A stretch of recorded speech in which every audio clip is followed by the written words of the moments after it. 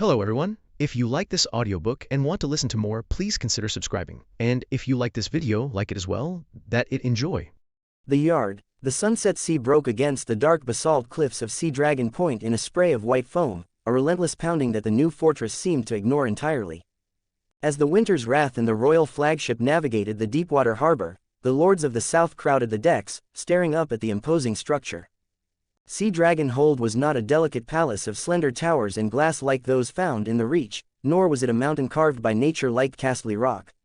It was a brutal, pragmatic masterpiece of northern engineering, built of dark stone and reinforced with the imperceptible strength of Roman concrete. Thick curtain walls snaked down to embrace the port, bristling with heavy iron scorpions. It was a statement cast in stone: the west is closed. Ned Stark stood at the prow, the salty wind tugging at his gray cloak. He watched the great harbor chains lower, allowing the victorious armada to dock. Behind him, King Robert Baratheon leaned against the rail, looking remarkably healthy and entirely too eager for the festivities to come. The docks were lined with northern guards in immaculate gray wool and blackened mail. At their head stood Sir Roderick Castle, the seasoned master-at-arms of Winterfell, dispatched to manage the logistics of a royal wedding in a brand new castle. As Ned and Robert strode down the gangplank, followed by a procession of High Lords, Mace Tyrell, Hoster Tully, the Blackfish, Yohn Royce, Randall Tarley, and Sir Jaime Lannister, Roderick stepped forward, holding a large wooden bowl. "Your Grace, Lord Stark," Roderick said, his magnificent whiskers twitching in the sea breeze. "Welcome to Sea Dragon Point. I offer you bread and salt. You have guessed right beneath this roof." Robert grabbed a chunk of the dark bread, dipped it generously into the salt, and took a massive bite. "A fine welcome, Sir Roderick. Though I confess, I was hoping for a welcome that involved a roasted boar and a cask of ale." "The cellars are fully stocked, Your Grace," Roderick promised with a respectful bow. Ned took his portion of the bread and salt. He looked past Roderick, scanning the assembly of stewards and servants waiting to guide the southern guests to their quarters. "The preparations are complete, Roderick?" Ned asked quietly as the lords began to disperse toward the keep. "They are, my lord," Roderick confirmed. "The finest chambers in the eastern wing have been reserved for the king and his immediate retinue. The feast is prepared for tomorrow eve. Lady Ashara sends her regrets that she could not travel, and demands you not allow the king to drink the castle dry," Roderick added with a faint, knowing smile. "I make no promises on that front," Ned chuckled. It was better this way. Ashara needed rest, and the journey from Winterfell to the western coast was too taxing for a newborn.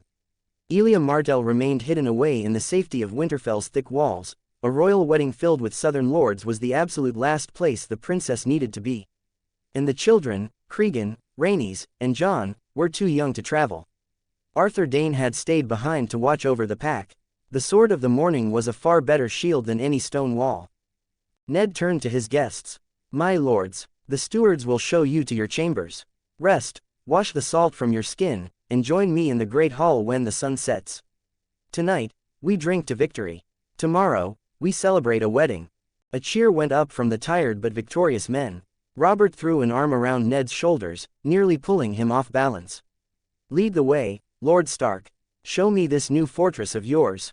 The next morning, the sky was a pale, bruised purple as the sun struggled to break through the heavy clouds over the sea. Lord Randall Tarley was not a man who slept late.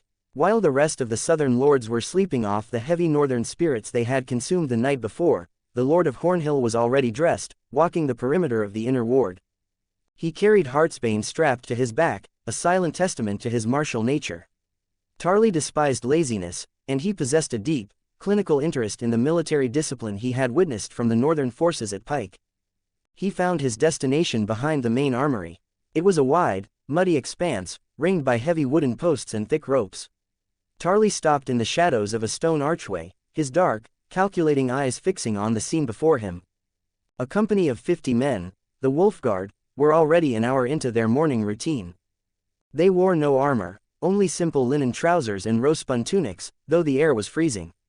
They were not practicing sword forms or thrusting at pelposts. They were performing tasks that looked like sheer, grueling torture.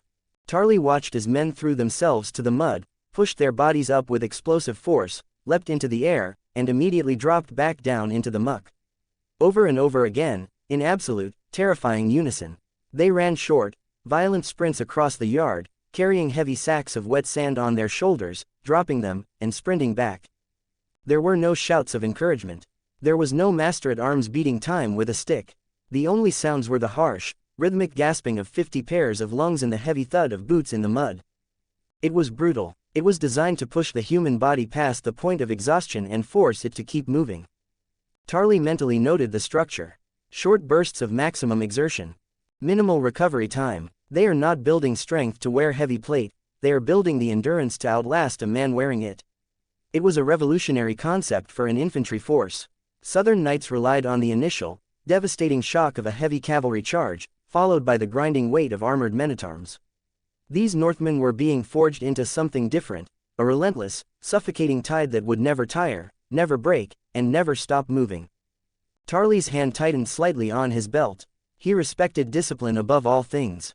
He watched a young boy, no older than 15, stumble under the weight of a sand sack.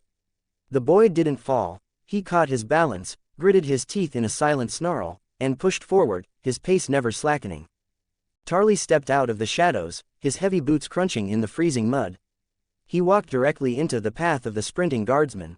The boy, Willem, stopped instantly, his boots sliding in the muck. He dropped his heavy sand sack without a single gasp, standing perfectly at attention. "This is not training," Tarly said coldly, looming over the youth. "This is torture. You are breaking your own bodies." Willem looked up, his eyes as hard as the gray stone of the keep. "We break them here, my lord, so the enemy cannot break them on the field." Tarly's jaw tightened. He recognized absolute, fanatical discipline when he saw it. "I will implement this at Horn Hill," Tarly decided firmly. "The Reach relies too much on the weight of its numbers. If I can instill a fraction of this relentless endurance into my vanguard, we will be unstoppable." By mid-morning, the training yard had transformed from a grueling physical trial into a theater of martial skill. The lords and knights of the realm, having finally broken their fasts, began to gather around the wooden fencing, seeking entertainment before the wedding ceremonies commenced. In the center ring, the Suntob lord and lady of Sea Dragon Point were engaged in a fierce dispute. Benjen Stark wielded a heavy, blunted tourney sword, his movements sharp and focused. Daisy Mormont, towering and formidable, swung a heavy, padded training mace with a terrifying ferocity that made the watching southern knights wince. Daisy stepped forward, bringing the mace down in a crushing, overhead arc aimed squarely at Benjen's shoulder. It was a blow meant to shatter bone, padded or not. Benjen did not retreat. He did not attempt to match the brutal strength of the she-bear. He found the quiet center within himself. He didn't need to reach deeply into the force, just enough to feel the slight shift in the air pressure, the subtle tensing of Daisy's muscles a fraction of a second before the weapon fell. Benjen rooted his stance. Instead of blocking the heavy mace directly, he stepped inside the arc, sliding his blunted sword up the haft of her weapon, redirecting the force outward. As Daisy's balance shifted forward, carried by the weight of her own missed swing, Benjen smoothly swept his back leg, hooking her ankle. With a surprised grunt, Daisy crashed onto her back in the dirt. Before she could roll away, the tip of Benjen's wooden sword was resting lightly against her throat. "Dead," Benjen said, offering a breathless, triumphant grin. Daisy glared up at him, panting heavily. Then, a fierce, genuine smile broke across her face. She swatted his wooden sword away and took the hand he offered, letting him haul her to her feet. "You're getting faster, little wolf," Daisy conceded, wiping dirt from her cheek. "A year ago, that swing would have put you in the maester's care for a moon." "I have a very demanding instructor," Benjen laughed, thinking of Arthur Dane's relentless drills. "A fine display of footwork, Lord Benjen," a smooth, arrogant voice called out from the edge of the ring. The crowd of onlookers parted slightly. Sir Jaime Lannister stepped into the yard. He wore a finely tailored tunic of crimson silk, devoid of armor, but he held a blunted longsword loosely in his right hand. The Golden Lion looked completely at ease, yet his green eyes were fixed on Benjen with intense, evaluating interest. "Though," Jaime continued, twirling the practice blade with a lazy flick of his wrist, "I find that relying entirely on your opponent overcommitting their weight is a dangerous gamble against a man who knows how to keep his balance." Benjen turned, recognizing the challenge. He squared his shoulders. "Care for a dance with a wolf, Sir Jaime?" Jaime smirked, stepping fully into the ring. "I have not had the pleasure of crossing blades with a Stark yet. Let us see if the rumors of the Northern Bite are true." The yard went absolutely silent. The heir to Castle Rock, widely acknowledged as one of the most naturally gifted swordsmen to ever hold a blade, goes up against the younger brother of the legendary Lord of Winterfell. It was a spectacle no one wanted to miss. Benjen raised his guard. He took a slow, deep breath, dropping his awareness into the silent currents of the earth. He felt the solid stone beneath the dirt, drawing its unyielding stability up through his boots. Jaime didn't wait. He moved with breathtaking speed. He lunged, his sword a blur of motion. He didn't just strike, he painted the air with steel, launching a complex, perfectly linked series of thrusts, feints, and slashes. Benjen parried the first thrust, deflected a sweeping cut, and barely managed to duck a feint that turned into a lightning-fast backhand. He is incredible, Benjen realized, his heart hammering. Benjen was using the force to enhance his reflexes, perceiving the microscopic shifts in Jaime's shoulders and eyes. But Jaime Lannister possessed a natural genius for violence that defied logic. He fought with an instinctual, flowing brilliance, adjusting his angles and tempo mid-swing. Even knowing where the blade was going, Benjen struggled to move his own arms fast enough to intercept it. Clack, clack clack clack, the sound of the wooden swords colliding echoed like a hailstorm. Jaime pressed the attack, a confident, predatory smile on his lips. But as the wooden swords clashed, a prickle of sheer, exhilarating disbelief ran down the lion's spine. It wasn't just that the boy was fast. It was that he was already there. Every time Jaime feinted, Benjen didn't bite. Every time Jaime shifted his weight, Benjen had already adjusted his guard. He fights like he can hear my thoughts, Jaime realized. Instead of fear or frustration, a wild, addictive thrill spiked in Jaime's chest. He had spent his entire life being the best, fighting men who moved like molasses compared to his own flawless warrior's instinct. Now, he had finally found an opponent who forced him to use every single ounce of his genius just to land a hit. Jaime laughed aloud, the sound ringing with pure, unadulterated joy, and pushed his attacks even faster. He drove Benjen backward, forcing the younger Stark to rely entirely on his defensive technique. Benjen absorbed the brutal impact of Jaime's relentless blows, bracing his weight, refusing to be knocked off balance. Benjen saw an opening, a tiny fraction of a second where Jaime's sword was slightly overextended after a high parry. Benjen surged forward, pushing off his back foot with unnatural speed, aiming a thrust directly at Jaime's chest. Jaime's eyes widened slightly in surprise at the sudden, explosive burst of speed. But the lion was a prodigy. Relying purely on raw talent and flawless instinct, Jaime twisted his torso, the wooden tip of Benjen's sword grazing the crimson silk of his tunic. In the same fluid motion, Jaime brought his own pommel down hard, striking Benjen's wrist and breaking his grip. Benjen's sword clattered to the dirt. But as Jaime brought his blade up to claim the victory, Benjen didn't freeze. Using the weight of his failed thrust, Benjen stepped inside Jaime's guard, dropping his shoulder and driving his elbow hard into Jaime's chest. Jaime stumbled backward, gasping as the air left his lungs, his sword arm thrown wide. They stood 5 paces apart, both unarmed of their primary threat, chest heaving. Jaime looked down at his chest, then at Benjen. The arrogant smirk was gone, replaced by a look of genuine respect and lingering thrill. "A draw, I think," Jaime said, his voice slightly breathless but grinning widely. "You move faster than any man your size has a right to, Stark. Your defense is like trying to chop down a stone wall with a butter knife. And your blade work is terrifying, Lannister," Benjen replied honestly, rubbing his stinging wrist. "If we were using live steel, I would likely be missing an ear." Jaime retrieved his practiced sword, offering Benjen a respectful nod. "If I am ever required to fight in the snow, I want you on my flank, Lord Benjen. Are you ladies going to stand around complimenting each other's footwork all day, or is someone going to actually hit something?" The booming voice shattered the respectful atmosphere. King Robert Baratheon stomped into the training yard. He was not dressed in his royal finery. He wore heavy, padded leather training armor, and he carried a massive, padded practice warhammer resting casually on his broad shoulder. He looked magnificent. He was in his absolute prime, his massive frame packed with dense muscle, untainted by years of excess and idleness.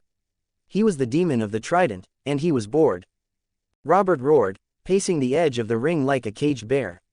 "I need to hit something hard. Who will face me?" He looked around the yard. Silence descended like a heavy blanket. The northern soldiers looked away, suddenly intensely interested in the mud at their feet. The southern knights adjusted their sword belts nervously. Randall Tarley remained in the shadows, his face an unreadable mask. Jaime Lannister offered a lazy, apologetic shrug and stepped out of the ring. No one wanted to fight Robert Baratheon. It wasn't just fear of his legendary strength. It was the fear of the crown. You couldn't yield to the king without looking like a coward, and you couldn't strike the king without risking the wrath of the Kingsguard or a charge of treason if a stray blow drew blood. It was a lose-lose proposition. Robert scowled, his blue eyes flashing with deep irritation. What is this? A yard full of the finest warriors in the Seven Kingdoms, and you all turn into frightened maidens when I ask for a spar. Is there no man here with the stones to cross steel with me? They do not fear the man, Robert, a calm, commanding voice echoed from the steps of the keep. They fear the crown. Ned Stark walked slowly down into the yard. He wore a simple, unadorned leather tunic and riding breeches. He looked completely relaxed, projecting an aura of quiet authority that instantly eased the tension in the air. I left the crown in my chambers, Robert argued, waving his free hand. I am just a man looking to work up a sweat. They cannot separate the two, Ned said, stopping at the edge of the ring. If a man-at-arms accidentally breaks your nose, he will spend the rest of his life wondering if you will suddenly decide to take his head for the insult. It isn't a fair fight. Robert glared at Ned, his jaw jutting forward stubbornly. The competitive fire was burning bright in his eyes, fueled by the sheer frustration of kingship. Fine, Robert said, a wicked, challenging smirk slowly spreading across his face. He pointed the heavy practice hammer directly at Ned. If they fear the crown, then I will use it. Eddard of House Stark, as your king, I command you to face me in the ring. Right now. A collective gasp went up from the watching crowd. Ned stared at his friend. Ned shook his head slowly, a fond, exasperated smile touching his lips. You are still the same, Robert. If you cannot persuade someone, you simply bash them over the head with authority until you get what you want. It's a highly effective strategy. Robert laughed loudly, stepping into the center of the ring and bringing his hammer down into a ready stance. Now, get a sword, Ned. I'm freezing out here. Ned walked over to the weapon rack. He didn't reach for the heavy, weighted wasters. He selected a standard, well-balanced ash practice sword. He walked back into the ring. As he stepped onto the churned mud, Ned made a conscious, deliberate choice. He closed his eyes for a fraction of a second. He envisioned the deep, flowing river of the force within him, the power that granted him unnatural speed, crushing strength, and unearthly reflexes. With a mental effort, he built a dam. He locked the hidden power away entirely. He shut off the unnatural enhancement. He reduced himself back to the limits of a mortal man. To use his gifts against Robert in a friendly spar would be an insult to their brotherhood. This was not a battle for survival, it was a conversation in the language they both understood best. Ned opened his eyes. He felt heavier, slower, entirely human, and suddenly, the man standing across from him was no longer just his old friend Robert, he was a 6.5-foot behemoth of muscle and iron. The padded practice hammer in Robert's hands still weighed enough to shatter a ribcage through padding. Ned realized with a sharp, thrilling spike of pure, mortal terror that if he made a single mistake in the mud today, his friend might accidentally kill him. Ready? Robert asked, his eyes gleaming with anticipation. Come on then, Ned said, raising his sword into a high guard. Robert didn't hesitate. He charged with a terrifying, explosive roar. It was like standing in the path of a falling boulder. Robert swung the padded hammer in a devastating horizontal arc, aiming for Ned's ribs. Without his unseen gifts to enhance his speed, Ned realized instantly how truly terrifying Robert Baratheon was. Ned barely managed to step backward in time, bringing his sword down to deflect the blow. Crack! The impact was bone-jarring. The sheer brutal force of the hammer sent a violent shudder up Ned's arms, nearly tearing the wooden sword from his grip. He was forced back 2 full steps, struggling to maintain his footing in the mud. Ha! Robert cheered, pressing his advantage immediately. He didn't rely on finesse, he relied on overwhelming power. He brought the hammer back up and drove it forward in a brutal thrust. Ned pivoted hard, twisting his torso. The heavy head of the hammer glanced off his padded shoulder, sending a sharp spike of pain through his collarbone. Ned used the turn to step inside Robert's guard, bringing the pommel of his wooden sword up to strike Robert hard under the chin. Robert's head snapped back with a grunt, but the giant didn't even stumble. He simply laughed, a sound of pure, unadulterated joy, and swung the hammer around in a backhand sweep. Ned ducked beneath the whistling wood, driving his shoulder into Robert's midsection. It was like tackling an oak tree. Robert absorbed the impact, wrapped a massive arm around Ned's back, and simply threw him. Ned went flying, hitting the mud hard and rolling to break his fall. He scrambled to his feet instantly, breathing heavily, his muscles burning with the sudden, intense exertion of fighting without his hidden reserves. "You're getting slow, Ned," Robert bellowed, advancing slowly, spinning the heavy hammer in his hands. "You're just getting wider," Ned shot back, wiping a smear of mud from his face. They clashed again. It was a glorious, brutal, ugly brawl. They traded blows that would have felled lesser men. Ned relied on his superior footwork, dancing around the heavy swings, darting in to deliver stinging slashes to Robert's arms and thighs. Robert ignored the strikes entirely, absorbing the punishment to land crushing, staggering blows against Ned's guard. The crowd watched in absolute silence, captivated by the sheer, primal ferocity of the two men who had conquered a continent. For 10 minutes, they battered each other relentlessly. They were both sweating profusely, their breath coming in ragged gasps, the padding of their armor covered in mud and scuff marks. Robert swung a massive overhead blow. Ned parried it crosswise, the impact finally splintering his wooden practice sword down the middle. At the same moment, Robert's heavy swing carried him forward, his boot slipping in a deep puddle of mud. They collided, tangling together, and both men went crashing down into the dirt in a chaotic heap of limbs and padded leather. They lay there for a moment, completely entangled, chests heaving, staring up at the gray northern sky. Slowly, a low rumble began in Robert's chest. It grew into a booming, breathless laugh. Ned closed his eyes, a wide, exhausted grin spreading across his face, his own laughter joining the king's. "A draw," Ned wheezed, disentangling himself and rolling onto his back. "I yield to the mud. I yield to my lungs," Robert gasped, letting his head loll to the side. Gods, that felt magnificent. 10 minutes later, the two men were sitting side by side on a heavy wooden bench at the edge of the yard. The crowd had respectfully dispersed, sensing the private moment between the lords. Robert was currently appending a large clay pitcher of cold water over his face, washing the mud and sweat from his beard. He let out a loud, refreshed sigh, handing the half-empty pitcher to Ned. Ned took a long drink, feeling the chill water soothe his burning throat. Every muscle in his body ached with a deep, satisfying soreness. It felt grounding. It felt real.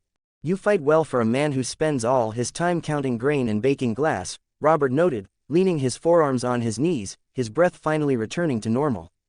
"You fight remarkably well for a man who spends all his time sitting in a chair complaining," Ned fired back mildly, setting the pitcher down. Robert chuckled, a low, rumbling sound. He looked out over the training yard, his expression turning thoughtful. "I needed this, Ned," Robert said quietly. "In King's Landing, I feel like I'm rusting. Every day is a battle of words, lies and whispers. I swing my hammer here, and the world makes sense again. You hit a man, and he falls. Simple. The world is rarely simple, Robert," Ned said, leaning back against the stone wall behind the bench. "It could be," Robert argued stubbornly, "if people just did what they were supposed to do. If the Ironborn stayed on their rocks. If John Arryn stopped looking at me like a disappointed father every time I want to host a tourney." Robert turned his head, looking at Ned with a sly, knowing grin. "Though, I suppose you have your own battles to fight," Robert teased, nudging Ned's bruised shoulder. "I noticed Lady Ashara isn't here to grace us with her presence. The true reason you're hiding out in this new fortress, perhaps?" Ned raised an eyebrow. "Hiding? Don't lie to me, Stark," Robert laughed heartily. "I know the look of a man escaping his wife's wrath. A woman who just gave birth is a terrifying creature. Cersei threw a silver goblet at my head after Joffrey was born because I breathed too loudly. You probably marched the entire army to the coast just to get out of earshot of the screaming." Ned smiled, shaking his head. He thought of Ashara, safe in Winterfell, the quiet strength of her presence, and the fierce love she held for their growing pack. "Ashara does not throw goblets, Robert," Ned said softly. "She merely gives you a look that makes you wish you were facing a Dornish spear line." Robert roared with laughter, slapping his thigh. "I knew it. The great wolf, tamed by a single look from a southern star. It's a tragedy, Ned. A sheer tragedy." "It is a tragedy I am entirely happy to live with," Ned replied, his gray eyes warm. He looked at the king, sitting in the mud, bruised and exhausted, yet looking happier than he ever did upon the Iron Throne. "Drink your water, Robert," Ned said, standing up, his joints protesting slightly. We have a wedding feast to prepare for tonight, and I believe Lord Manderley intends to challenge you to a drinking contest." Robert's eyes lit up with renewed, fiery energy. He grabbed the pitcher, downing the rest of the water in one go. "Manderley, that fat walrus thinks he can outdrink the stag," Robert demanded, hauling himself up to his feet, ignoring the aches. "I will drink him under the table, Ned. I will empty his own cellars and make him watch." Ned smiled, walking beside his friend toward the keep. The king was back in his element, the storm clouds banished for another day. 32 comments 0 vote. The vows of the Sea Dragon. Sea Dragon Point was no longer a barren peninsula of howling winds and ancient ruins. It was a monument to the new north, a declaration cast in stone and steel that looked out over the endless, churning expanse of the Sunset Sea. Today, however, the fortress did not echo with the harsh commands of war. It echoed with the songs of a high feast. Midday approached, the pale sun casting brilliant, blinding reflections off the waves. The lords had just returned from the training yards, washing the sweat of the morning's spars from their skin, when the harbor watch blew a deep, resonant note on their horn. Gliding past the heavy northern carracks came a sleek, beautifully carved galley. Its sails were a vibrant, unapologetic orange, bearing the golden sun and spear of House Martell. Ned Stark stood on the docks to receive them, clad in his formal gray velvet. The gangplank lowered, and Prince Abaron Martell strode down, dressed in light, flowing silks of yellow and red that boldly defied the northern chill. He flashed a brilliant, dangerous smile as he saw Ned. "Lord Stark," Abaron called out, grasping Ned's forearm in a warrior's greeting. "We received your ravens." Dornay does not miss a celebration, especially one hosted by the man who brought us such fascinating trade. "You are welcome at Sea Dragon Point, Prince Abaron," Ned replied warmly. Behind Abaron, a covered litter was carefully carried down the gangplank by 4 strong guards. The curtains parted, and Prince Doran Martell looked out. Though his joints were already beginning to plague him, the smooth sea voyage had spared him the agony of the roads. He looked at the massive, seamless walls of the fortress above them with calculating, impressed eyes. "Prince Doran," Ned bowed his head respectfully. "It honors my house that you made the journey. I had to see this new northern empire for myself, Lord Stark," Doran said, his voice soft but carrying immense weight. "And, of course, to see my sister and niece in Winterfell, once these festivities conclude. You have reshaped the world in a few short years. I could not stay in the sun and ignore the shadow you are casting." "Let us hope it is a sheltering shadow," Ned said. "Come, the fires are roaring in the great hall, and the ceremony begins within the hour." At the very heart of the fortress lay the Godswood. When Ned Stark had laid the boundaries for the new keep, his surveyors had found an ancient weirwood tree deep in the untamed pine forests of the peninsula. Its trunk was twisted, thick as a watchtower, and its carved face bore an expression of serene, ancient fury. They had built the Godswood around it, enclosing a sanctuary of natural wildness within the imposing walls. The air in the Godswood was sharp with the scent of pine needles and sea salt. Hundreds of lords and knights formed a wide circle around the ancient heart tree, their breath pluming in the cold air. They spoke in hushed, respectful whispers, feeling the heavy, watching presence of the old gods. King Robert Baratheon stood in the front row, clad in a heavy cloak of black velvet and gold thread, a massive, joyous grin breaking through his thick beard. Beside him, Jaime Lannister wore a rich crimson tunic, watching the northern customs with a quiet, evaluating intrigue. Randall Tarley stood rigid, his hand resting on the hilt of Heartsbane, while the Blackfish and Hoster Tully exchanged quiet words of approval regarding the fortress's unyielding defenses. At the base of the weeping weirwood stood Eddard Stark. The Lord of Winterfell wore a long coat of deep gray wool, trimmed with the thick, silver fur of a winter wolf. His face was a mask of calm, dignified authority.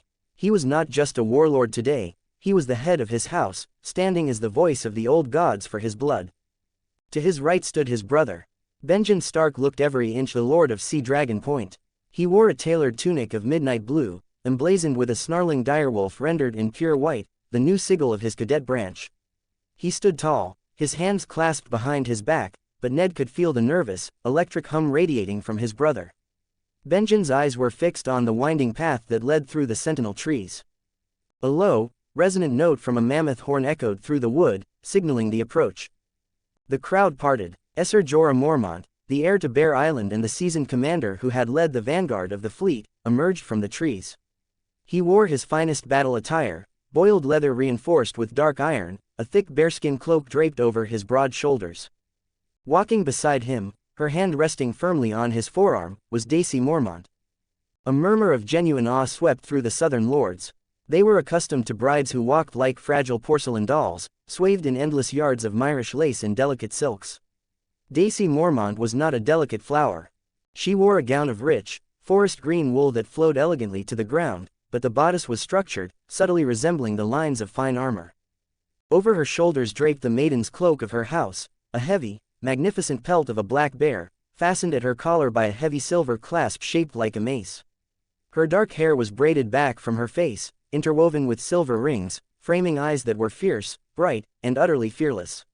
She did not look down at her feet. She met the gaze of every lord she passed, her head held high, looking like a warrior queen stepping out of an ancient saga. Benjen's breath hitched audibly as she approached. A wide, unguarded smile broke across his face, entirely ruining his attempts at lordly composure. Deity caught his eye, and a wicked, brilliant smirk touched her lips in response. Jorah led her to the base of the weirwood, stopping just before Ned and Benjen. He turned to his cousin, offering her a respectful nod, before turning his gaze to the Lord of Winterfell. Ned stepped forward, his voice carrying clearly through the silent grove. It was a deep, resonant tone that seemed to draw power from the roots beneath their feet. "Who comes before the old gods this day?" Ned asked, reciting the ancient, unbending vows of the first men. Jorah's voice was a rough, booming rumble. "Deity, of House Mormont. A woman grown, a true-born daughter of Bear Island. She comes to be wed. A woman claiming a husband." Ned shifted his gaze to his brother. "Who comes to claim her?" Benjen stepped forward, his voice steadying as he looked deeply into Daisy's eyes. "I, Benjen, of House Stark, Lord of Sea Dragon Point. I come to claim her, to defend her, and to walk beside her until the end of my days." Ned turned back to Jorah. "Who gives her?" "I, Ser Jorah, her kin and blood," Jorah replied formally. "I yield her to the protection of the wolf." Jorah stepped back, leaving Deity standing alone before Benjen. "Lady Deity," Benjen said, his voice entirely focused on the fierce woman before him. "I bring you the protection of the new shore. I bring you the shelter of my hearth. I bring you my sword, and my heart, which has been yours since the first time you threw me in the mud." A soft ripple of amusement passed through the northern lords who knew the couple well. Daisy's smirk widened into a genuine, radiant smile. Benjen reached up to his own shoulders. He unclasped the heavy cloak he wore, a magnificent drape of midnight blue wool, adorned with the white direwolf of his new house. He stepped forward, reaching out to unfasten the heavy bearskin cloak from Daisy's shoulders. Jorah stepped forward to gently take the maiden's cloak away. With reverent hands, Benjen draped the blue and white Stark cloak over Daisy's shoulders, wrapping her in the colors of his house. He fastened the silver clasp at her throat. "With this cloak, I protect you," Benjen vowed. Deity reached up, her hands resting warmly over his where they lingered at her collar. "With this cloak, I am shielded," she replied, her voice thick with emotion. Benjen took her hands in his. "I, Benjen, take you, Deity, to be my wife. To be flesh of my flesh, heart of my heart, soul of my soul, from this day, until the end of my days." Daisy's eyes shone with unshed tears, but her voice did not waver. "I, Deity, take you, Benjen, to be my husband. To be flesh of my flesh, heart of my heart, soul of my soul, from this day, until the end of my days." Ned looked at them both, feeling a profound surge of pride. The pack was securing its roots. Then, in the sight of the old gods, and witnessed by the lords of the realm, Ned declared, his voice ringing with absolute finality, "I pronounce you man and wife. One flesh, one heart, one soul." Ned looked at his brother, offering a slight nod. "You may kiss the bride." Benjen did not hesitate. He pulled Deity close, and she met him halfway, wrapping her arms around his neck. It was a fierce, passionate kiss that drew a thunderous, approving roar from the assembled guests. The Greechon's booming cheer rose above the rest, followed by the stamping of boots and the clapping of heavily gloved hands. King Robert Baratheon let out a massive whistle, clapping. "Now that is a wedding." Robert bellowed to the sky. "Let the feast begin. I am parched." The great hall of Sea Dragon Hold was a marvel of northern building, designed to impress upon the world that the north was no longer a realm of crude timber and rough stone. The vaulted ceiling soared high above, supported by massive, polished beams of dark ironwood. The walls were lined with towering windows of perfectly clear Winterfell glass, allowing the brilliant hues of the sunset to flood the room, reflecting off the polished silver and bronze that adorned the long feasting tables. The feast was an extravagant display of the newfound northern bounty, heavily influenced by the knowledge hidden within Ned's mind. There were towering trenchers filled with flaky, perfectly baked cod caught fresh from the Sunset Sea, but they were not served plain. They were swimming in a rich, red sauce made from strange, plump, sunfruits, and sweet herbs grown year-round in the new hot spring glass gardens. There were mountains of roasted, thinly sliced earth apples, fried crisp in tallow and salted heavily, replacing the usual boiled mash. Huge, flat discs of baked bread, folded over and stuffed tightly with melted cheeses, spiced meats, and crushed garlic, drew immense curiosity from the hungry guests. Hoster Tully stared down at his plate, poking a steaming ribbon of boiled wheat dough smothered in a savory, herbed meat sauce. He looked up, utterly bewildered. "You grow these ingredients in the snow, Lord Stark." Ned took a sip of his water, leaning across the table. "In the glass gardens, Lord Hoster. Warmed by the earth itself. The North is learning to cook as fiercely as it fights." And the drink flowed like a rushing river. Barrels of standard dark ale and casks of fine arbor gold sat largely ignored. Instead, knights and lords waved away the southern wines, calling eagerly for winter's breath vodka and the smoky, amber-hued northern fire whiskey. At the high table, Benjen and Daisy sat in the center, sharing a single large plate of crisp-fried earth apples, laughing and drinking, entirely lost in their own world. Ned sat to Benjen's right, overseeing the hall with quiet satisfaction. King Robert Baratheon sat in the place of highest honor to the side. He had already demolished a folded bread stuffed with spiced sausage and was currently pouring himself a generous measure of the amber whiskey. He was in absolute paradise. The gloomy, suffocating politics of the Red Keep were 1,000 miles away, the ironborn nuisance was shattered, and he was surrounded by warriors, unprecedented foods, and the strongest spirits in the known world. "I tell you, Ned," Robert shouted across the table, his face flushed a healthy, vibrant red. "If you had served these fried earth apples at my coronation, I might have actually enjoyed the miserable affair. They line the stomach perfectly for the drink. I will be sure to send a wagonload of seed to King's Landing, Your Grace," Ned replied mildly. Down on the main floor, the feast was growing steadily rowdier. The musicians were playing a fast-paced jig, and several lords were clapping their hands in time to the beat. Robert leaned back in his heavy chair, nursing his whiskey. He looked toward the center of the high table, his eyes settling on Benjen and Daisy. The young lord of Sea Dragon Point whispered something into his new bride's ear, and Daisy threw her head back, laughing warmly, resting her hand over his. For a fraction of a heartbeat, the booming joy dropped completely from the king's face. The ruddy flush of the alcohol seemed to drain away, leaving behind a profound, aching sorrow. Robert's broad shoulders slumped, the weight of the crown and the ghost of his past suddenly dragging him down. Ned looked at his friend, who was lost in thought, seeing the broken man beneath the armor and the crown. It was the tragedy of Robert Baratheon. He had won the entire world, but lost the only thing he believed he was fighting for. "To love, Robert," Ned said softly, gently clinking his wooden cup against the king's heavy glass goblet. "It is a rare thing in this world. We must cherish it where we find it." Robert offered a sad, bitter smile, raising his whiskey. "To the ghosts, Ned. And to the lucky ones who still breathe." He took a long, burning swallow, closing his eyes to let the fire of the spirit chase the shadows away. Before the melancholy could fully take root, a massive chair scraped loudly against the stone floor on the main level. Greatjon Umber, the towering giant of the last hearth, had consumed an amount of meat and whiskey that defied reason. He wiped a thick layer of grease from his beard with the back of his hand and looked toward the high table. He saw King Robert, matching his own legendary thirst, and a familiar, competitive fire ignited in the giant's eyes. The Greatjon marched toward the dais, his heavy boots shaking the floorboards. "Your Grace," the Greatjon boomed, his voice easily cutting through the noise of the musicians and the clattering plates. Robert looked up, blinking away the ghosts of the past. The sorrow vanished, instantly replaced by the warrior's grin as he recognized a kindred spirit of excess in volume. "Lord Umber, are they not feeding you enough down there? You look as though you might eat the table itself." "The food is magnificent, my king," the Greatjon roared back, "but a feast without a true contest of endurance is just a gathering of old women." Robert tossed his napkin onto a silver platter. His blue eyes lit up with eager anticipation. "A contest? Are you challenging your king, Umber? Do you wish to arm wrestle? I warn you, my ribs have healed, and I have broken men twice your width.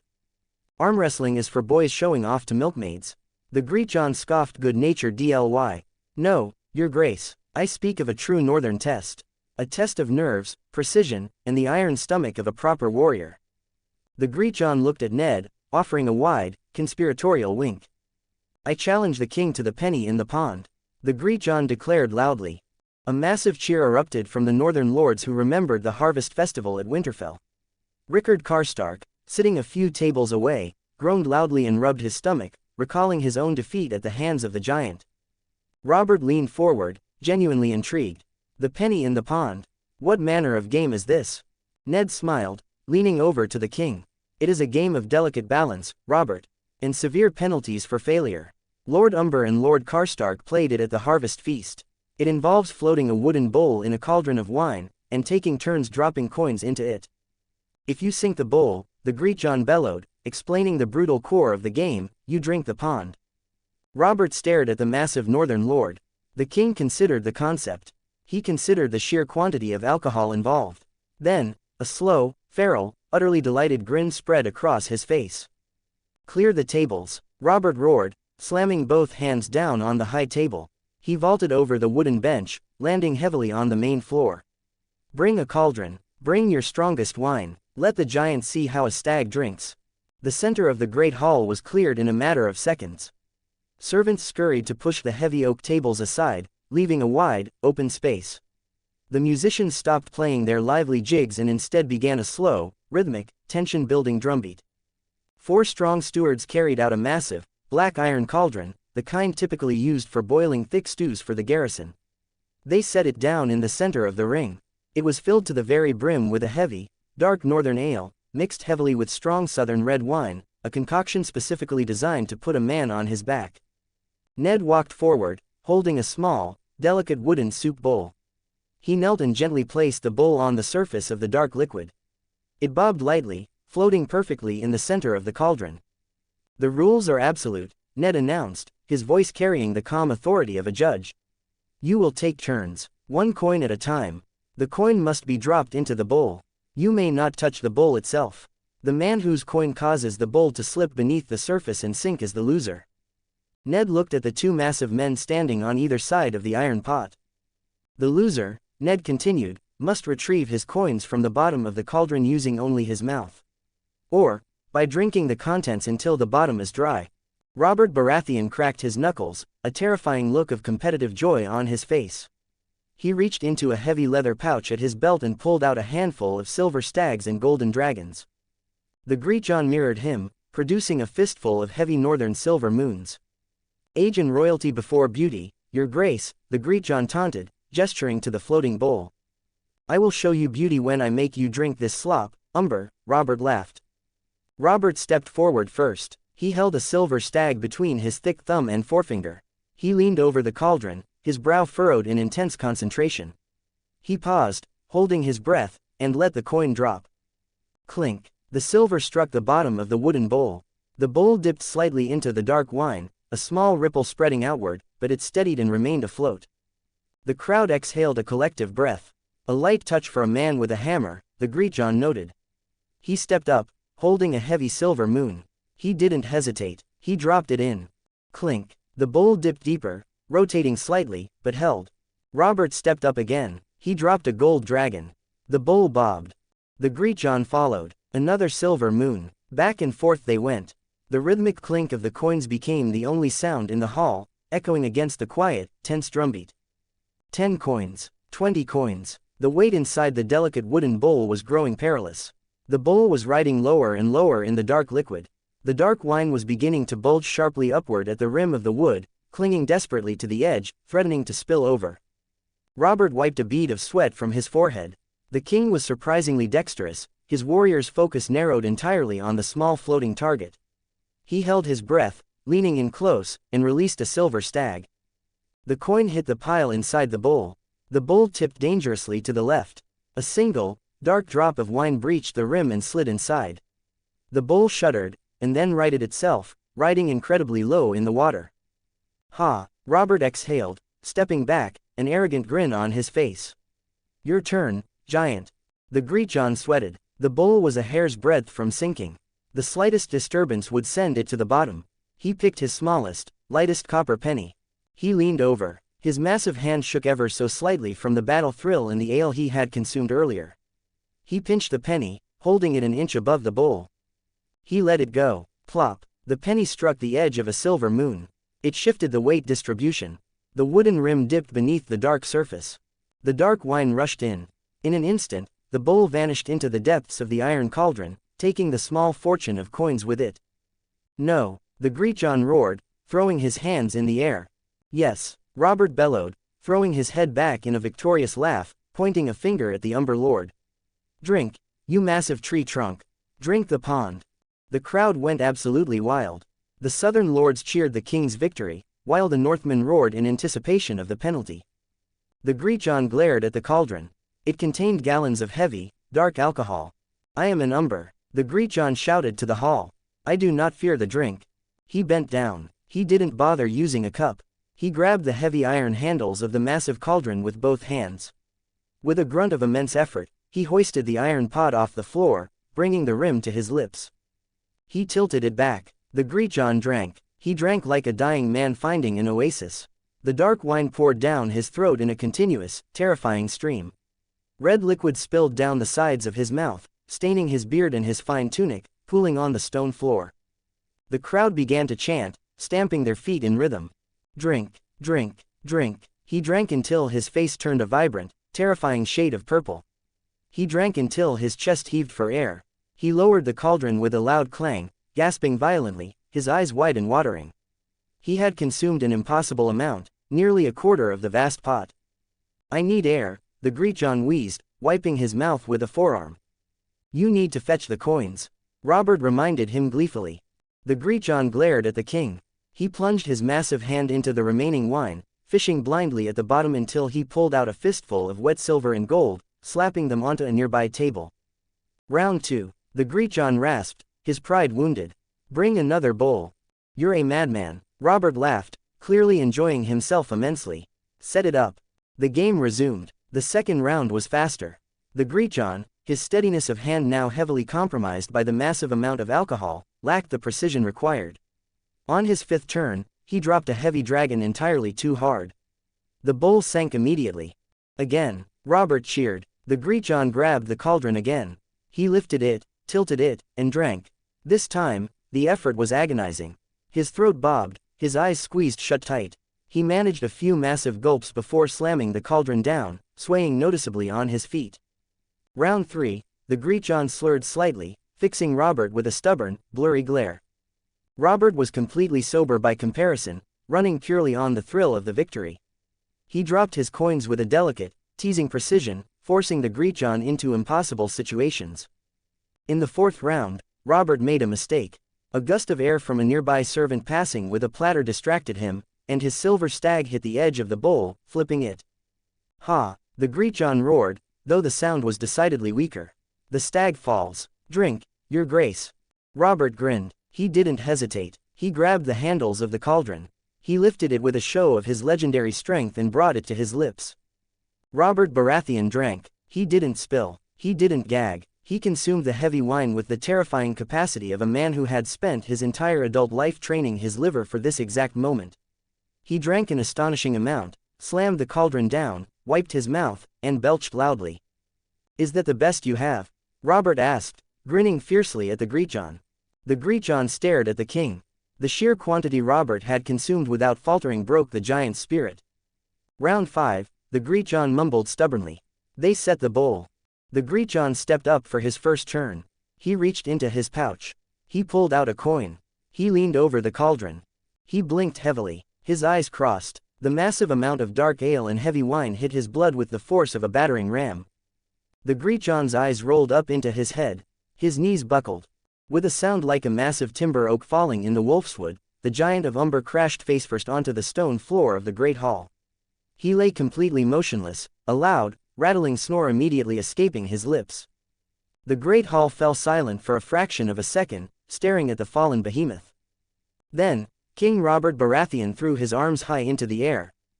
The king wins. Robert roared at the top of his lungs. The hall erupted into a frenzy of cheers, laughter, and stomping boots. The southern lords cheered their victorious king. The Northmen cheered the sheer spectacle of the battle. Smalljan Umber merely sighed, walking over to grab his unconscious father by the ankles to begin dragging him away from the center of the floor. Ned Stark stood near the high table, a cup of water in his hand, watching the uproar. He saw Robert, surrounded by cheering lords, his face alight with a joy that had chased away the melancholy of the past. He saw Jaime Lannister laughing openly at the sight of the fallen giant. He saw the lords of the Reach, the Vale, and the Riverlands sharing cups and stories with the fierce men of the North. They were bound together tonight, not by oaths of fealty or threats of war, but by shared laughter and the lingering triumph of a crushed enemy. Ned turned and walked to the tall, clear windows of the great hall. He looked out over the dark, rolling waves of the Sunset Sea. The Iron Fleet was broken at the bottom of the ocean. The threat to the west was gone. The king was happy, his brother was wed, the North was secure. For the first time in a very long time, Ned Stark felt that the world was exactly as it should be. The wolf had built his den, and the den was strong. 31 comments 0 vote. The Games of the Sea Dragon. The wedding of Lord Benjen Stark of Sea Dragon Point and Lady Daisy Mormont had bound the wolf and the bear beneath the ancient boughs of the Heart Tree. But in the north, vows spoken in the quiet of the godswood were traditionally followed by the roaring approval of the training yards. For 3 days, the newly minted fortress of Sea Dragon Point transformed from a bastion of war into a field of celebration. The celebrations began with the ancient arts of survival. On the first morning, the fields outside the massive, dark stone walls were marked for the archery ranges. The wind whipping off the Sunset Sea was fierce and unpredictable, howling across the cliffs and tugging at the banners of the gathered lords. It was a wind that would have rendered a southern archer entirely useless, blowing their shafts wide of the target. But the Northmen were accustomed to shooting in gales. Lord Randall Tarley stood on the viewing platform, his hands clasped firmly behind his back, watching as a line of Umber, Serwyn, and Karstark bowmen loosed their heavy iron-tipped shafts. They did not aim directly at the targets, they aimed into the wind, letting the howling sea breeze carry the arrows in a deadly, curving arc directly into the painted bullseyes. Sir Jaime Lannister stood nearby, resting his forearms on the wooden rail. "No jousting, Lord Stark?" he asked, glancing at the muddy, uneven terrain. "I brought my finest armor, expecting to break a few lances for the bride." Ned Stark, standing beside King Robert, shook his head. "We have no use for jousting here, Sir Jaime. Riding a horse in a straight line over flat ground to break a painted stick against a padded shield does little to prepare a man for a wildling ambush or a clan skirmish in the deep snow." "It is a game of vanity," Randall Tarley agreed, his voice a low, approving rumble. He kept his eyes on the archers. "Your men practice for war. It is a refreshing change of pace." The afternoon brought the horse races. It was not a polite, circular track. The riders were forced to navigate a grueling, treacherous course that wound through the dense, ancient pines of the Wolfswood, descended dangerously close to the jagged sea cliffs, and ended in a wild sprint across the shingle beaches. It tested not only the speed of the beasts but the absolute, unbreakable bond between horse and rider. But as the sun set on the second day, a restless energy began to thrum through the northern encampments. The archery and the riding were fine displays of individual skill, but the true tests, the games introduced by Lord Stark at the previous harvest festival, were approaching. Around the campfires, the northern lords were not drinking themselves into a stupor. They were drawing lines in the dirt with sticks. They were arguing over formations, practicing hand signals, and organizing their men. They had spent the moon since the last festival preparing. The morning of the third day dawned gray and biting, the air heavy with the promise of rain. The large, flat expanse of churned earth near the main gates of Sea Dragon Hold had been lined with white chalk. 2 massive, distinct rings were drawn for the games. King Robert Baratheon stomped onto the viewing platform, a massive cup of hot, spiced cider in his hand, a heavy fur cloak draped over his broad shoulders. He looked out at the 24 teams assembling on the mud, the men stripping down to padded leather tunics and bracing themselves in the cold. Benjen and Daisy, the guests of honor, sat comfortably in the royal box, dressed in their finest northern wools, enjoying the spectacle being put on in their name. "What is this, Ned?" Robert boomed, leaning over the rail. "You look as though you are preparing for a battle, yet no one holds a sword." "The shield wall," Ned explained, gesturing to the first ring. "And the charge. We played them at the harvest festival in Winterfell. They are tests of unity, endurance, and battle cunning." Ned briefly detailed the rules of the shield wall, the 15-man teams locking arms, the sheer, grueling effort required to push the opposing line across the mud without breaking formation. As Ned spoke, a familiar, terrifying light began to burn in Robert Baratheon's blue eyes. The king had spent the last 2 weeks on a ship, followed by a brief, bloody stint at Pike where he had barely broken a sweat before the Ironborn surrendered the keep. He was bursting with unspent, fierce energy. "No weapons?" Robert asked, a grin slowly spreading across his thick black beard. "Just pure, raw strength. And discipline," Ned corrected. "I want in," Robert declared instantly, slamming his cup down on a nearby table. Lord Hoster Tully, standing nearby, stepped forward, his face pale with alarm. "Your Grace, you cannot be serious. You are the king of the 7 kingdoms. You cannot go down into a muddy field and wrestle with common soldiers and northern lords." "Why the hell not?" Robert demanded, rounding on the Lord of Riverrun. "I won the 7 kingdoms by smashing my enemies in the mud, Hoster. Am I supposed to sit up here in the stands like a fragile maiden while my brothers have all the fun?" "It is a matter of dignity, Your Grace," Mace Tyrell offered from a safe distance, looking thoroughly appalled by the mere concept. "A king does not soil himself in a peasant's game." "Shut up, Mace, before I throw you down there to brace the line," Robert growled. He turned to Ned, his eyes wild with anticipation. "I am playing, Ned. Try to stop me, and I'll order the Kingsguard to arrest you for treason." Ned let out a long, slow sigh, though a faint smile touched the corners of his mouth. He knew better than to argue with a bored stag. "Willem," Ned called out to the captain of the Wolfguard assembling near the stairs. "It seems your squad is missing a man. The king has volunteered to brace your line." Robert laughed, a booming, thunderous sound that echoed off the stone walls of Sea Dragon Hold. He immediately began stripping off his heavy velvet doublet right there on the viewing platform, demanding a padded leather tunic from a startled steward. "Sir Barristan," Robert shouted to his Kingsguard commander as he pulled the tight leather over his massive, heavily muscled frame. "Hold my crown, I have a wall to push." The field was a sea of cheering spectators. When King Robert Baratheon descended the wooden stairs and took his place in the center of the Stark line, flanked by 14 highly disciplined members of the Wolfguard, the roar from the crowd was deafening. The northern small folk had never seen a king, let alone a king willing to lock arms and heave in the freezing mud alongside them. The tournament progressed brutally. The Manderleys used their sheer, immovable weight to crush the Serwans. The Karstarks, utilizing a new, heavy push they had practiced relentlessly, broke the Hornwood line in a matter of minutes. But the true spectacle came as the victors faced each other. House Stark against House Umber. The Greatjon stood at the center of the Umber line. He was a giant of a man, his breath pluming like smoke from a dragon's nostrils. When he saw Robert standing opposite him, bracing the Stark formation, the Greatjon let out a roar of pure delight. "The demon of the trident." The Greatjon bellowed across the 20 yards of mud separating them. "I have waited years for this, Your Grace. Don't expect me to kneel. If you kneel, Umber, I'll kick your teeth in." Robert roared back, locking his massive arms over the shoulders of the Wolfguard beside him. Ned stood at the edge of the field, holding the heavy wooden horn. He raised it to his lips. "Hoonk." The two lines collided. The impact sounded like 2 immense boulders smashing together. The ground beneath Ned's boots physically trembled. The Greatjon and his 14 massive kin hit the Stark line with the force of a tidal wave. The Wolfguard, relying on the techniques Ned had drilled into them, immediately dropped their weight low, digging their heavy boots deep into the frozen mud, bracing to halt the charge.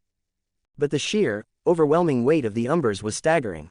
The Stark line bowed violently in the center. They were pushed back 1 yard. Then 2. "Heave!" The Greatjon roared, his face turning a deep, terrifying shade of purple, the veins in his thick neck bulging like ropes. In the center of the Stark line, Robert Baratheon was in absolute ecstasy. He wasn't fighting with a hammer, he was fighting with his entire body. The physical strain was immense, the pressure against his shoulders threatening to pop his joints from their sockets. But the king did not yield. He ground his teeth, his blue eyes wide and manic. "Hold them," Robert bellowed to the young men locked to his sides. "Hold the line, you wolves." The Wolfguard, inspired by the sheer, terrifying presence of the king fighting shoulder to shoulder with them, matched their breathing. They fell into the trance Ned had taught them. They stopped trying to push back with their arms and began pushing with their legs, using the weight of the earth. The Stark line stabilized. The backward slide halted abruptly. For 2 agonizing, unending minutes, the 2 lines remained locked in a grinding struggle. It was a contest of pure endurance. The mud beneath their boots churned into a deep, soupy trench. Men on both sides gasped for air, their faces contorted in masks of absolute agony. Now, Robert roared, feeling the slightest waver in the Greetjohn's push as the giant paused for a fraction of a second to draw breath. Drive. The king surged forward, pushing off his back foot with a strength that defied mortal limits.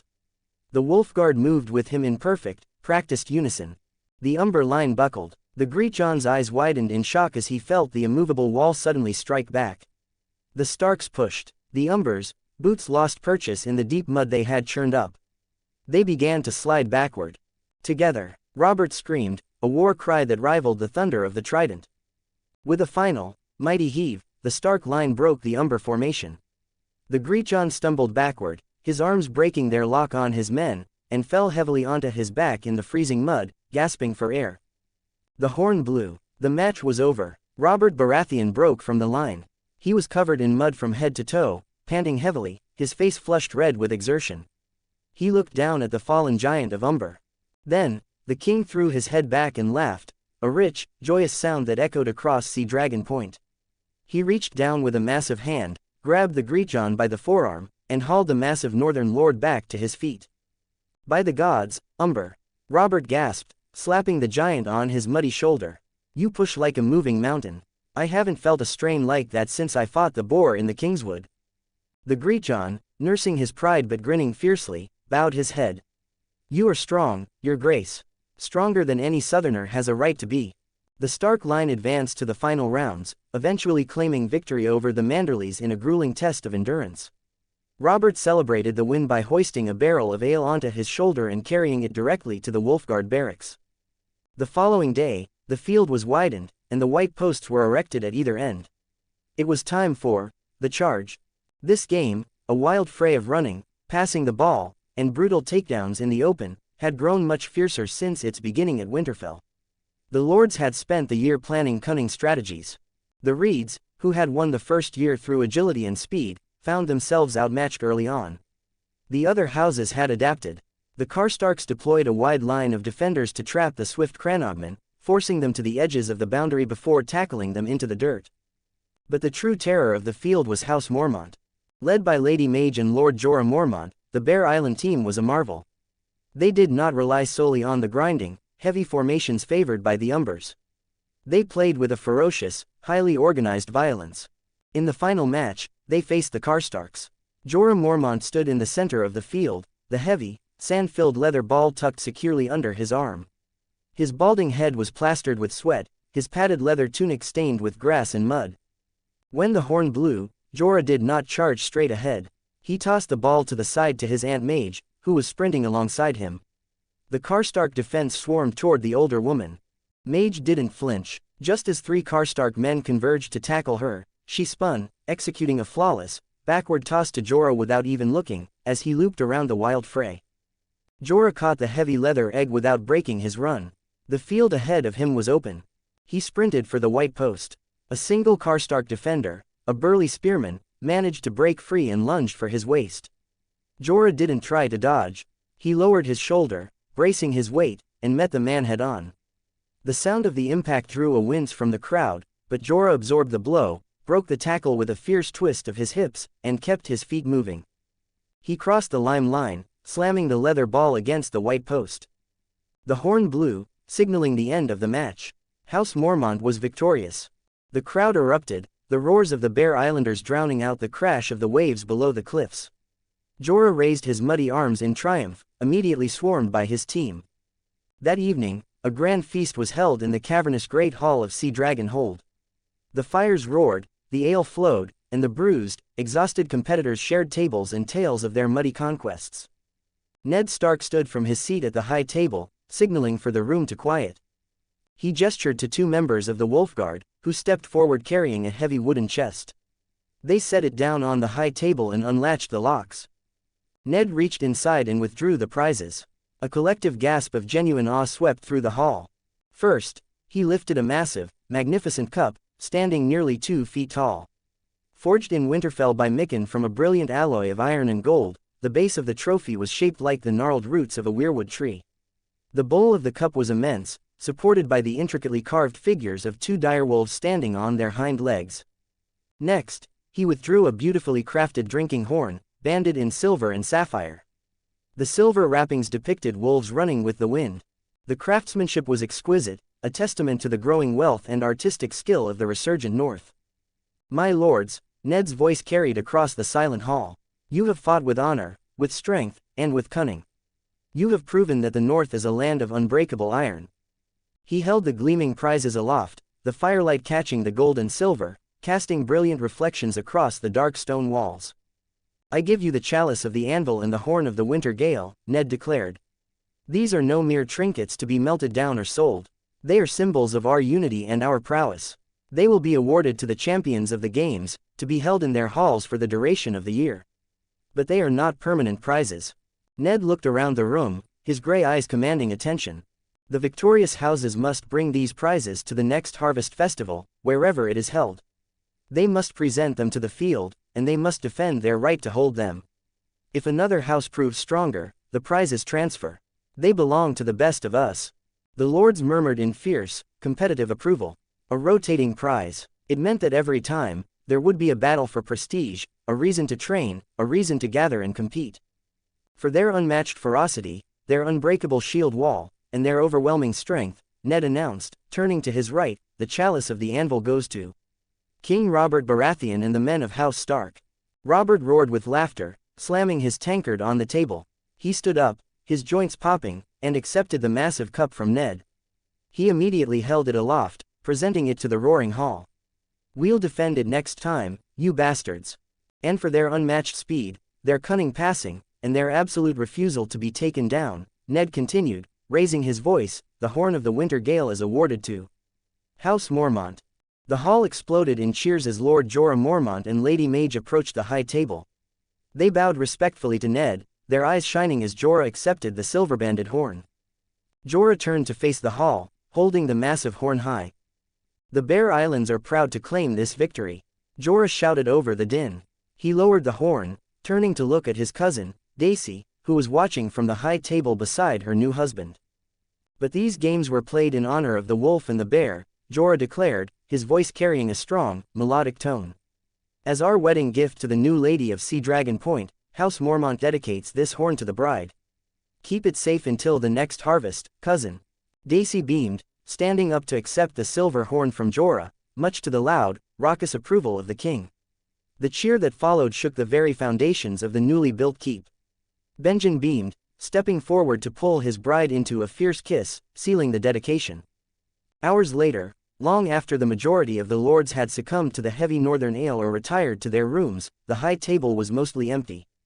Ned Stark sat in a high-backed chair near the roaring central hearth, a cup of hot water in his hand. Across from him sat King Robert Baratheon. The king held a square glass bottle of winter's breath, nursing a cup of the potent spirit with a relaxed, deeply satisfied expression. "That was magnificent, Ned," Robert murmured, staring into the flames. The wild, fierce energy of the past few days had finally bled out of him, leaving behind a weary contentment. "Truly magnificent. I haven't felt my blood sing like that since the rebellion." "The mud is a good equalizer," Ned agreed quietly. Robert took a slow sip of the vodka, turning the silver goblet in his large hands. "The South is soft, Ned," Robert said, his voice dropping into a rare, thoughtful cadence. "They spend their days watching knights in polished armor ride in straight lines. They bet gold on who has the prettiest horse or the sharpest lance. It's vanity. It doesn't test a man's heart. It doesn't test how he stands when his breath is gone and his legs are failing." Robert looked up, fixing his intense blue eyes on his oldest friend. "I am going to bring this to the South," Robert declared. Ned raised an eyebrow, surprised. "The shield wall, in King's Landing." "Both games," Robert insisted, leaning forward, suddenly animated by the idea. "I am going to build a playing field outside the walls of the Red Keep. A massive one. I will command the Lords Paramount to field teams. The Westerlands against the Reach. The Stormlands against the Riverlands." Robert's mind raced with the possibilities, seeing a way to direct the fierce, martial spirit of the realm without shedding blood or starting rebellions. It will give the young knights something to bleed for that doesn't involve killing each other in secret duels, Robert continued enthusiastically. We will have a grand tourney of the fields. A tournament of the whole realm. Teams traveling the King's Road to face each other. The winner takes gold, glory, and the favor of the king. What do you say, Ned? Will the Wolves come south to defend their titles? Ned considered the proposal. In his hidden memories of another world, he knew the unifying power of grand, organized competition. It diverted the tribalism of warfare into a controlled arena. It was a brilliant, profoundly stabilizing idea. If the king commands it, Ned smiled, raising his cup of water in a silent toast, the North will answer the call. But be warned, Robert. We play in the mud. If your southern knights are afraid of getting their silk tunics dirty, they will be crushed. I count on it. Robert laughed, raising his bottle. I count on it. The king did not leave the next day, nor the day after. Robert Baratheon, enamored with the rugged beauty of the western coast and desperate to delay his return to the stifling politics of the capital and the cold stares of his queen, extended his stay at Sea Dragon Point for an entire week. He spent his days riding deep into the ancient, towering pines of the Wolfswood alongside Ned and Benjen. They hunted wild boar with spears, tracked shadowcats through the rocky crags, and drank heavily around campfires beneath the clear, starlit northern sky. For a week, Robert was not the king of the Andals. He was simply a warrior in his element, surrounded by brothers. Slowly, the massive encampment outside the fortress began to shrink. Lord Mace Tyrell, complaining loudly of the damp air and the lack of proper pigeon pie, had marched his host back toward the King's Road the morning after the games concluded. The northern lords, their wagons laden with trade goods and their heads heavy with the lingering aches of the feast, began the long, staggered march back toward their respective keeps. By the end of the week, only the royal fleet remained anchored in the Deepwater harbor. On the morning of the king's departure, the sky was a brilliant, cloudless blue. The wind was favorable, blowing steadily toward the south. Ned stood on the stone docks of Sea Dragon Point. The Stag's Fury, the massive royal flagship, was fully provisioned and ready to weigh anchor. Robert Baratheon stood before the gangplank, clad once more in his royal blacks and golds. He looked healthy, robust, and entirely reluctant to leave. I envy you, Ned, Robert sighed, looking up at the dark, imposing walls of the new fortress, and then out toward the endless expanse of the sea. You have built a kingdom within a kingdom up here. You have peace. You have purpose. I have winter coming, Robert, Ned replied softly. That provides enough purpose for any man. Robert stepped forward and pulled Ned into a final, fierce embrace. Keep the North strong, my brother, Robert whispered into Ned's ear. And keep brewing that vodka. It's the only thing that gets me through the small council meetings. I will send a steady supply, Ned promised, stepping back. Safe voyage, Your Grace. Rule well. Robert offered a grim, knowing smile. He turned and marched heavily up the gangplank, the wood groaning beneath his weight. He did not look back as the sailors cast off the heavy mooring lines. The great square sails of the royal fleet unfurled, catching the wind, and the armada began to slowly pull away from the docks, turning their prows toward the long journey south. Ned Stark stood on the stone pier, the cold wind whipping his gray cloak around his legs. He watched the stag banners grow smaller and smaller against the horizon until they were nothing more than specks of gold on the gray water. The rebellion of the Ironborn was crushed. The king was returning to his throne. The alliances held firm. Ned turned his back on the sea and looked up at the towering, impenetrable walls of Sea Dragon Hold. The summer peace was secured. Now, it was time to prepare for the long night. 25 comments 0 vote. The memory of steel. The wind howling off the sunset sea carried the bitter chill of deep winter, but as the royal fleet vanished over the horizon, Eddard Stark felt only the warmth of a completed duty. King Robert Baratheon had sailed south, his thirst for battle slaked, his hold on the Iron Throne secured by the breaking of pike. Behind him, he left a pacified island chain and a warden of the north whose reputation had grown from a quiet shadow into an undeniable tempest. Ned turned his horse away from the docks of Sea Dragon Point. His brother Benjen would remain here, taking up his rightful seat as lord of the newly built fortress, with Daisy Mormont at his side. The western coast was secure. The Leviathans of the north patrolled the waters, and the Ironborn threat was relegated to the history books. As Ned's escort prepared to march back to Winterfell, his hand brushed against the heavy, leather-bound scabbard strapped securely to his saddle. Red Rain. When Benjen had returned from the bloody shores of Old Wick, he had presented the legendary Valyrian steel sword to Ned, offering it to the head of House Stark. Ned had initially refused, insisting the one who won it should wield it. But Benjen, showing a wisdom beyond his years, had recognized the burden of the blade. It was a Rayan's sword, stolen by the drums centuries ago. Its crimson ripples and lion-crested pommel were a constant, glaring reminder of its origins. It did not fit the Lord of Sea Dragon Point. It did not fit a wolf. Ned had accepted the sword, promising to keep it safe. But as they rode east, following the smooth, gray ribbon of the paved road through the Wolfswood, Ned's intentions for the blade had crystallized. He would not simply keep it in a vault, nor would he sell it to Tywin Lannister. He was going to break it, and from its pieces, he would forge something entirely new. Trailing behind the heavily armed northern vanguard was a procession of a different sort. Hundreds of wagons and thousands of weary feet marched under the protection of the direwolf banners. These were the thralls and salt wives liberated from Harlaw and Old Wick. They were a broken, hollow-eyed people, stolen from their homes across the known world and forced into brutal servitude. They shivered in the northern cold, despite the heavy wool blankets Ned had ordered distributed among them, their eyes fearful and uncertain of what this new captivity would bring. Ned kept the pace steady but manageable, ensuring the supply carts were opened freely to feed the emancipated captives. They had seen enough cruelty, the North would show them something else entirely. The journey took little more than a week, a testament to the sheer speed allowed by the new roads. When the towering, ancient walls of Winterfell finally broke through the tree line, a deep, resonant horn blast welcomed the Lord home. The heavy iron portcullis of the Hunter's Gate was already raised. As Ned rode into the courtyard, he was met with a chaotic, joyous explosion of life. The entire household had gathered. The courtyard was a sea of gray and white, voices rising in a roar of cheers. But Ned's eyes bypassed the cheering guards and the bowing stewards. He looked only to the steps of the great keep. Ashara stood there, a vision of absolute radiance amidst the gray stone. She wore a gown of deep violet velvet lined with thick silver fox fur, her dark hair cascading over her shoulders. In her arms, wrapped in heavy swaddling clothes, rested their youngest son, little Rickard. Before Ned could even bring his destrier to a full halt, a small, dark-haired blur launched itself down the steps. Father, Cregan Stark, nearly 8 years old and moving with the boundless energy of a hunting hound, bounded across the courtyard. Ned swung down from the saddle, his armor clanking loudly, and caught the boy midair. He hoisted Cregan up, earning a squeal of pure delight. "You grew again, you little giant," Ned laughed, his chest aching with profound relief. "I practiced every day," Cregan declared proudly, gripping Ned's armored shoulders. "Uncle Arthur says my footwork is getting less terrible." "High praise indeed," Ned chuckled, setting the boy down and ruffling his dark curls.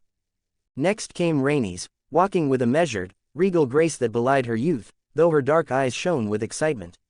"Welcome home, Uncle Ned. Did you sink their ships?" "Every last one of them, little son," Ned promised, offering her a respectful, affectionate bow. Jon stood a pace behind her, quiet and observant as always. He did not rush forward, but his gray eyes were locked onto Ned with a deep, silent adoration. Ned stepped past Rhaenys and pulled the solemn boy into a firm embrace. "I missed you, Jon," Ned whispered into the boy's hair. "I kept watch, Father," Jon replied softly, his small arms wrapping around Ned's waist. "Just as you asked. And a fine watch it was," Ned praised. He moved toward the steps, where a whirlwind of activity was barely being contained by the nursemaids. 3-year-old Sansa stood politely, offering a shy, beautiful smile, while little Arya, barely a year and a half old, was actively trying to escape her nurse's grip to run into the mud. Ned kissed Sansa's forehead and scooped up the squirming Arya, who immediately began pulling on his beard with surprising strength. He finally reached Ashara. She looked at him, her violet eyes swimming with unshed tears of relief. He smelled of horse, sweat, and cold iron, but she did not care. She stepped forward, balancing the sleeping baby Rickard on one arm, and wrapped her free arm around Ned's neck. Ned leaned in and captured her lips in a kiss that was deep, desperate, and completely unconcerned with the hundreds of eyes watching them in the courtyard. It was the kiss of a man who had returned from the edge of the world. "You kept your promise," Ashara whispered against his lips when they finally parted. "I always do," Ned murmured, looking down at the sleeping face of his newest son. Little Rickard possessed a tuft of dark hair and the peaceful expression of a child who knew only warmth. "The pack is safe, my love. The west is quiet." For the next 3 days, Ned surrendered the mantle of the warlord and fully embraced the duties of the warden. His first priority was the thousands of emancipated thralls camped in the sprawling fields outside the winter town. Ned stood on a wooden platform hastily erected in the center of their massive encampment. The people gathered before him were a diverse, battered lot, some bearing the pale skin and light hair of the Iron Islands, others with the olive complexions of Essos or the fair features of the Reach. They looked up at him with apprehension, waiting to learn what kind of master this northern wolf would be. "You were stolen from your homes," Ned's voice boomed across the silent crowd, amplified by the hidden power he wielded to ensure every soul heard his decree. "You were stripped of your names, your labor, and your dignity. The Ironborn called you property." Ned paused, his gray eyes sweeping over the shivering masses. "In the north, we do not own men," Ned declared, his words ringing like struck iron. "The air you breathe here is free air. The sweat you bleed here belongs to you." A murmur of disbelief rippled through the crowd. "You are no longer thralls," Ned continued. "You are free men and women. But freedom does not fill an empty belly, and winter is coming. For those who wish to return to their original homes in the south or across the narrow sea, ships will be provided at White Harbor when the spring thaws the ice. You have my word." He stepped closer to the edge of the platform. "But for those who have no home left to return to, or those who wish to forge a new one. The north is vast. We have lands in the new gift that require tending. We have glassworks that require firemen. We have roads that require builders. If you choose to stay, you will be given tools, you will be given shelter, and you will be paid a fair, living wage for your labor. You will live under the protection of House Stark, and no man shall ever raise a whip against you again." The silence that followed was heavy, absolute. And then, a single man near the front, an older captive missing half his teeth, dropped to his knees in the mud. He bowed his head, weeping silently. Slowly, the entire camp followed suit, a tidal wave of humanity dropping to the earth, not in subservience to a master, but in overwhelming gratitude to a savior. Over the next week, Ned worked tirelessly alongside Maester Lewin and the stewards to organize the heavy burden of settling the freedmen. Families were relocated to the fertile lands of the gift, swelling the populations of the mountain clan holdfasts. Skilled artisans were taken into the bustling workshops of the winter town. The women taken as salt wives were given sanctuary, protection, and positions within the extensive castle households of the northern lords. The north did not just take in the captives, it put them to work, feeding the growing prosperity Ned had meticulously cultivated. With the duties of the occupation finally managed, and his family settled back into their peaceful routines, Ned found himself with a rare commodity, free time. He retreated to his private solar deep within the great keep. The room was fiercely hot, the iron pipes drawing steam from the deep springs working to combat the deep winter chill setting in outside the thick stone windows. He barred the heavy oak door. He walked to his desk, where a long bundle wrapped in heavy, oil-treated leather rested. Ned unwrapped the bundle, revealing the dark, crimson-rippled blade of red rain. He sat down in his heavy chair, laying the Valyrian steel across his knees. He ran a calloused thumb over the ruby set into the pommel. It was a beautiful weapon, forged with spells and fire, but it was tainted by its history.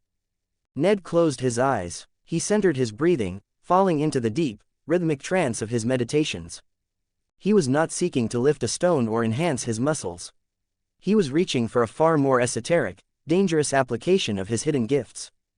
The ability to read the history, the emotions, and the lingering life left behind in cold, unfeeling things.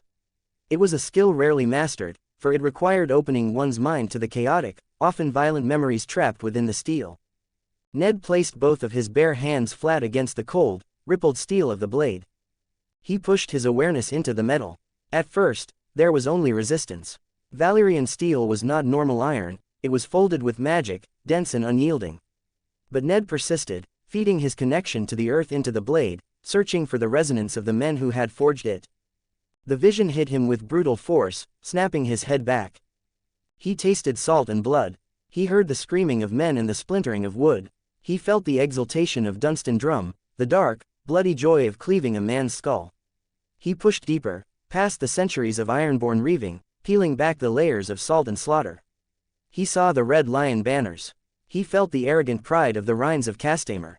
Deeper. Ned gritted his teeth, sweat beading on his forehead despite the heat of the room. He was swimming upstream against a river of time, searching for the source.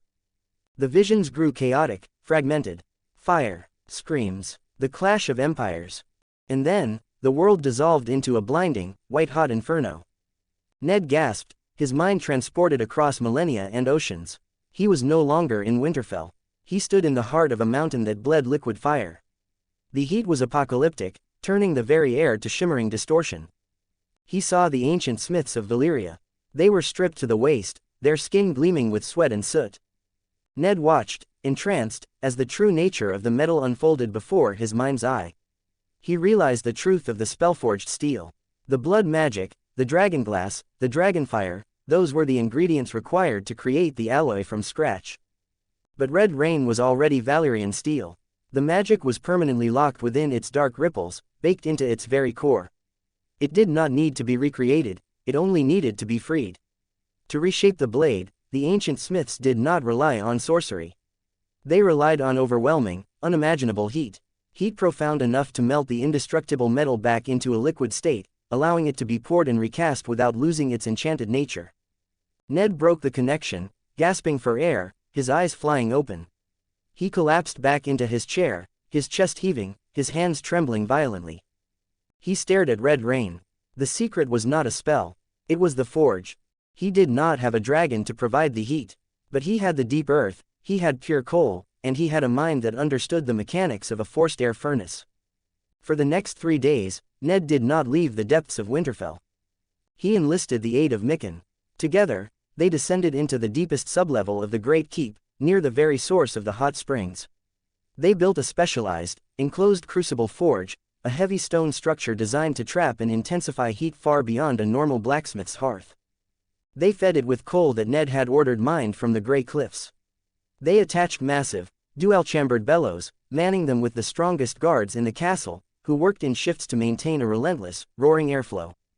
On the 4th night, the deep vault was sweltering, the air thick and baking. The roar of the forced air was deafening.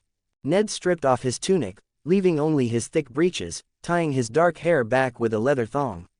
Mikken stood beside him, drenched in sweat, a look of respect and trepidation on his soot-stained face.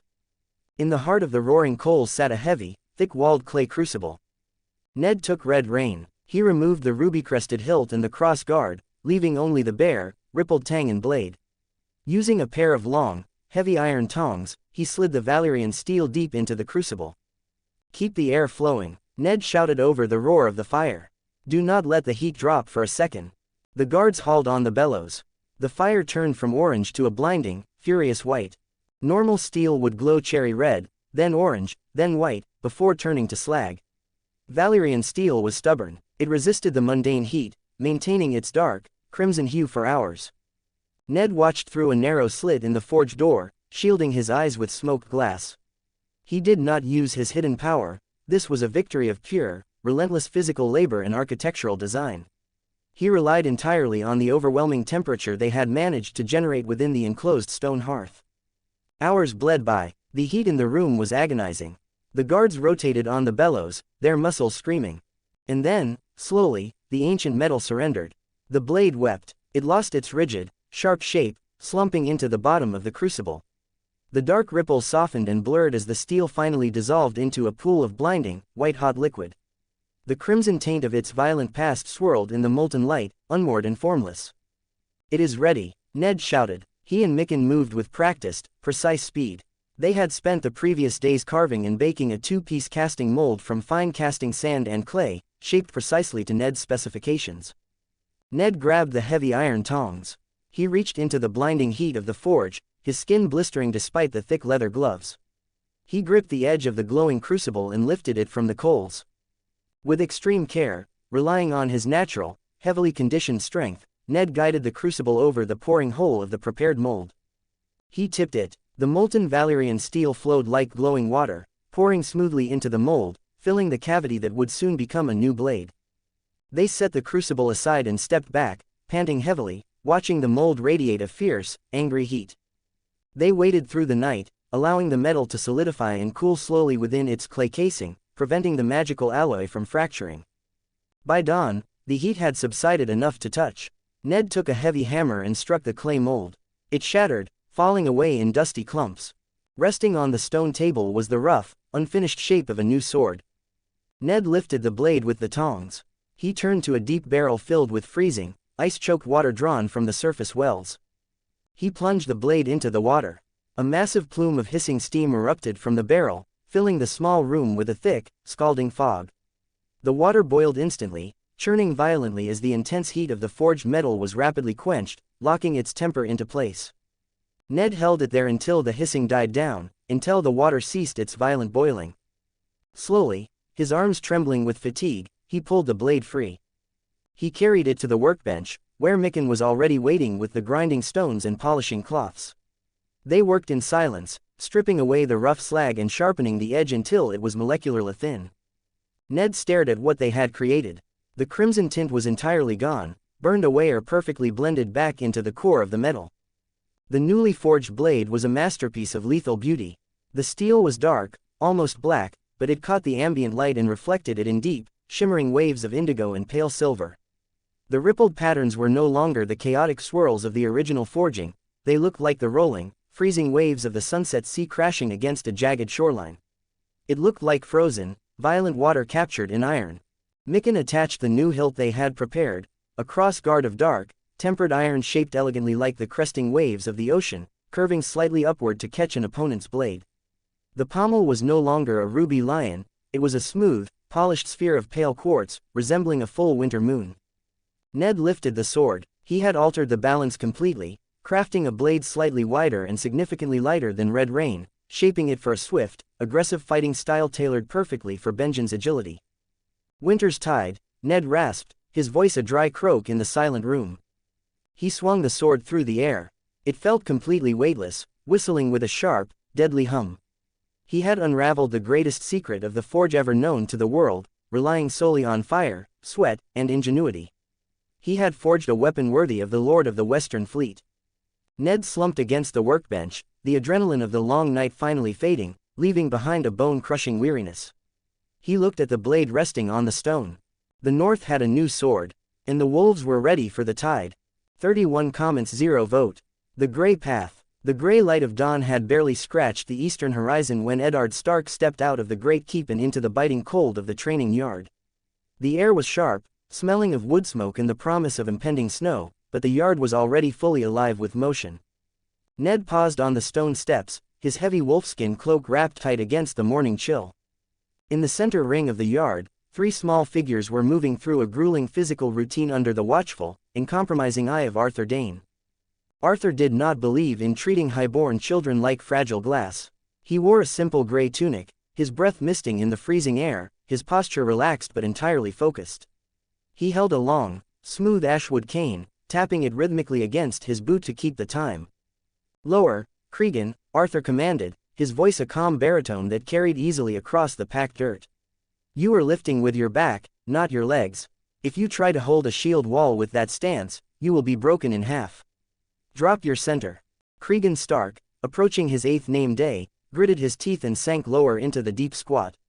He was holding a thick, waterlogged log across his small shoulders. Sweat beaded on his forehead, mingling with the dirt smudged across his cheek, but he did not complain. He possessed the boundless, stubborn energy of a young wolf, eager to prove his strength. A few paces away, Rhaenys Targaryen, nearing 10 years old, though she was known merely as a highborn ward to the rest of the castle, was executing a series of rapid, side-to-side leaps over a row of low wooden hurdles. She moved with a fluid, natural grace that spoke of her Dornish heritage, her dark curls bouncing with every leap. She was precise, her footwork light and exact, never allowing her boots to drag in the mud. "Keep your eyes forward, Rhaenys," Arthur instructed softly. "Do not look at your feet. Your feet know where the ground is. Look to where the enemy will be." Rhaenys immediately snapped her chin up, her dark, intense eyes fixing on the wooden pell at the far end of the yard, her pace quickening. And then there was Jon. Jon was barely 7, the youngest of the 3, and significantly smaller than his boisterous older brother. Yet, Ned watched him with the keenest interest. Jon was performing the same grueling stamina drills, holding his body rigid as a fallen log above the freezing mud, but his face was completely serene. His dark gray eyes were half-closed, his breathing slow and measured. He wasn't fighting the discomfort, he seemed to simply exist alongside it. He possessed a solemn, quiet endurance that was startling for a boy of his years. Arthur tapped his cane twice against the hard earth. Time, the sword of the morning announced. Cregan dropped the heavy log with a loud thud, letting out a massive, dramatic groan as he collapsed onto his back in the dirt. Rainey stopped her bounds, placing her hands on her knees, her breath coming in ragged, visible puffs. John simply lowered himself smoothly to the ground, sitting back on his heels and wiping a smear of mud from his brow. "You have 30 heartbeats to catch your breath," Arthur said, walking among them. "Then we begin the sword forms. Today we focus entirely on parrying strikes from a taller opponent." "Uncle Arthur," Cregan wheezed from the ground. "My legs feel like mashed turnips." "Then they will be difficult for an enemy to chop off," Arthur replied effortlessly, offering the faintest hint of a smile. "Up, Cregan, the mud will not make you a better swordsman." Ned stepped down from the stone stairs, his boots crunching loudly on the frosted gravel. "I think that will be enough for the morning, Sir Arthur," Ned called out, his voice a warm, grounding presence in the yard. The 3 children immediately snapped their attention to him. Cregan scrambled to his feet, instantly forgetting his exhaustion. Rainey straightened her posture, and John stood up quietly. "Father," Cregan shouted, breaking ranks and running over to wrap his arms around Ned's waist. Ned chuckled, resting a heavy hand on his son's dark curls. "You are covered in mud, Cregan. Your mother will have my hide if I let you into the great hall looking like a swamp creature." "Uncle Arthur says mud builds character," Cregan declared proudly. "Uncle Arthur does not have to answer to Lady Ashara," Ned pointed out dryly, earning a rare, quiet chuckle from the legendary knight. Ned walked forward, placing a hand on Rainey's shoulder and offering a fond nod to John. He looked at Arthur, seeing the respect and dedication the man poured into training the next generation. "They are progressing well," Ned noted to the knight. "You have them performing the foundational training of the Wolf Guard." "Scaled down, of course," Arthur replied, leaning on his cane. "But yes, if they are to rule, they must know what it means to endure. The boy, Cregan, has immense raw strength. Rainey's has perfect balance. And John," Arthur paused, looking at the quiet boy. "John anticipates. Sometimes I think he moves his wooden sword to block a strike before I have even fully decided to swing it." Ned felt a familiar thrill hum through his blood. The spark. "They have learned the discipline of the body," Ned said softly, turning his gaze back to the children. "Now, it is time they learn the discipline of the mind." He looked at the 3 of them. "Leave the practice swords, come with me." Ned led them away from the clamor of the training yard, past the armory, and through the heavy iron gates that guarded the godswood. The transition was immediate. The harsh clanging of hammers and the shouts of guards vanished, swallowed entirely by the dense, ancient canopy of sentinel trees and towering oaks. The air here was warmer, heated by the deep hot springs that bubbled near the center of the wood, smelling deeply of rich earth, pine needles, and the metallic tang of hot water. The children fell silent. Even Cregan, normally incapable of holding his tongue for more than a minute, seemed to sense the heavy, sacred atmosphere of the place. They walked in a tight group behind Ned, their boots making no sound on the thick carpet of fallen leaves and moss. At the very center of the grove stood the heart tree. The ancient weirwood was a towering behemoth of bone-white bark and blood-red leaves. The face carved into its massive trunk was deeply lined, weeping trails of red sap from its eyes, watching the world with an expression of eternal, sorrowful wisdom. "Sit," Ned instructed, gesturing to the massive, gnarled roots that broke through the soil around the base of the tree. The children obeyed. Cregan sat cross-legged, shifting uncomfortably until he found a soft patch of moss. Rainey sat beside him, smoothing her dirt-stained riding leathers with quiet dignity. John sat a little to the side, his gray eyes fixed intensely on his father. Ned did not sit. He stood before them, the ancient weirwood looming at his back. He took a long, slow breath, letting the chaotic energy of the castle fade from his mind, tapping into the deep, silent currents of the earth. "You have spent months learning how to swing a sword," Ned began, his voice dropping into a low, resonant cadence that commanded absolute attention. "You have learned how to hold a shield, how to run until your lungs burn, and how to fight through the pain. These are the tools of the physical world. They are necessary." He looked at each of them in turn. "But there is a world beyond the physical. There is an energy that exists behind the swing of the sword, behind the flight of the arrow, behind the very breath in your lungs." Cregan frowned, tilting his head. "Like the old gods, father." "The old gods are one name for it," Ned said, nodding slowly. "The children of the forest sang to it. The greenseers look through the trees using it.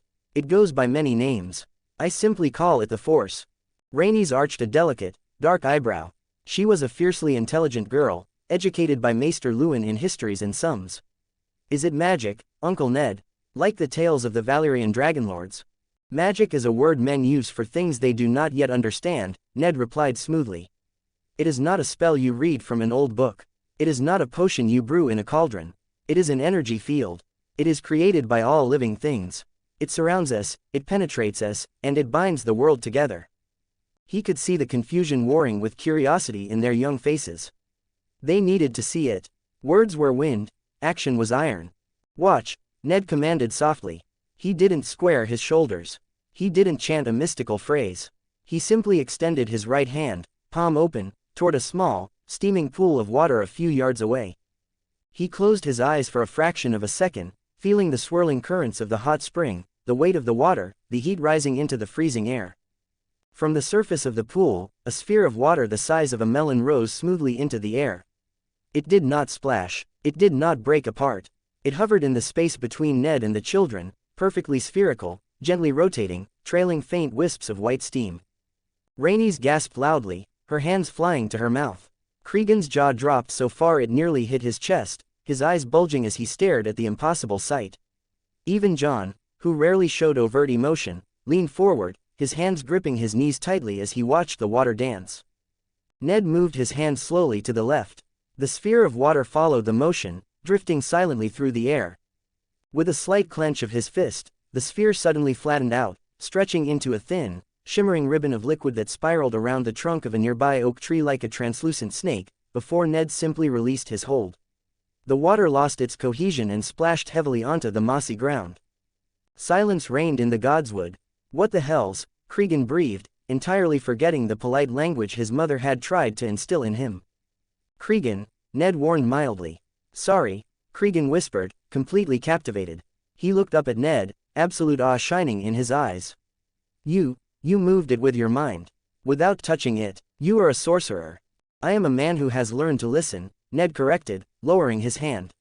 And I am a man who has learned to feel the currents of life. He walked closer to them, crouching down so he was at their level. You all asked why Arthur is so fast, why he can parry strikes without looking, Ned said gently. It is because he is beginning to learn this. He is learning to feel the intent of his opponent before the sword even moves. And now, it is time for you to learn. Jon looked up, his gray eyes piercing. We can do this. You can, Ned confirmed, looking directly at the quiet boy. All three of you. The blood of the first men runs thick in your veins. The potential is there. It is a spark within you. I am going to teach you how to blow upon that spark until it becomes a fire. Rhaenys looked at her hands, then at the puddle of water on the ground. If we learn this, will we be unstoppable? Like the dragons? The innocence of the question masked a terrifying ambition. Ned knew he had to address the philosophy immediately, before the power corrupted the vessels. Ned sat down on a thick, exposed root, gathering them close. The demonstration was over, now the true lesson began. Power, Ned said, his voice grave and completely serious, is never a simple thing, Rhaenys. It is not a sword you simply pick up and swing. It is a river, and a river can carve a canyon, or it can drown a city. He picked up a handful of dry, dead leaves from the ground. He crushed them in his fist, letting the fragments fall through his fingers. There are two paths to this power, Ned explained. Two sides of the same coin. The light, and the dark. The children leaned in, captivated by the absolute gravity of his tone. There are tales of warrior monks in distant lands who believe that to truly master this power, you must empty yourself of all emotion, Ned said. They believe that anger, fear, and even love are dangerous distractions. They teach that you must become perfectly serene, like a statue carved of white marble. They cast aside their families, their passions, and their attachments to become perfect, unfeeling instruments of peace. Ned looked at Cregan. If I told you that to learn this magic, you could never hug your mother again, or laugh with Jon, what would you say? I would say no, Cregan answered instantly, his face hardening with stubborn stark loyalty. I would rather have a wooden sword and my mother. Exactly, Ned smiled softly. The extreme light demands the death of the self. A man without love is a man without a reason to fight. It is a sterile, lonely path. We are wolves. We need the pack. He turned his hand over, picking up a sharp, jagged piece of dark flint from the soil. Then there is the other path. The dark. Ned's voice dropped, carrying a chilling warning. The dark path is easy. It is seductive. It tells you that your anger is a weapon. It tells you that your fear can be forged into a shield. It demands that you take your passions and let them consume you entirely. He looked at Rhaenys, thinking of the madness that had consumed her grandfather, Aerys, and the obsession that had doomed her father, Rhaegar. If you let your anger control you, if you use this power to dominate others simply because you can, you will become a monster, Ned warned, his gray eyes locking onto hers. You will be like wildfire, burning everything you touch until there is nothing left but ash.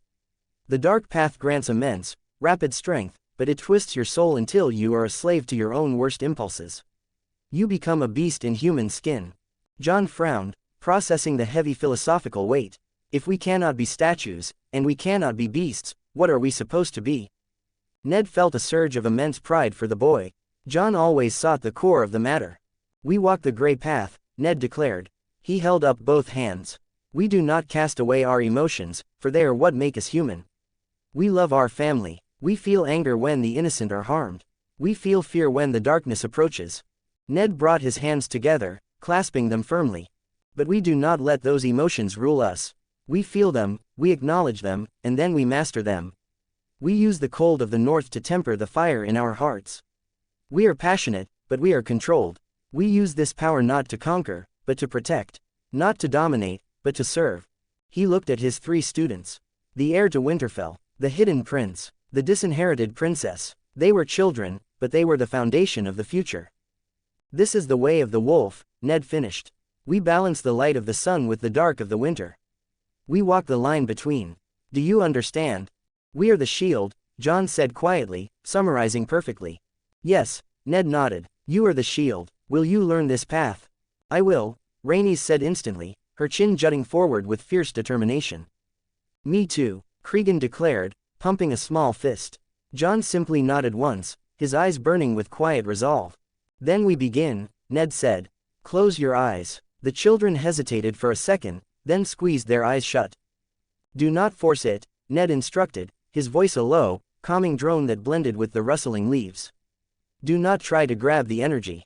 The harder you grasp, the faster it slips through your fingers. Just breathe, listen to the wind. Ned stood up and walked slowly around them. Let your awareness expand, Ned guided. Feel the cold air against your cheeks.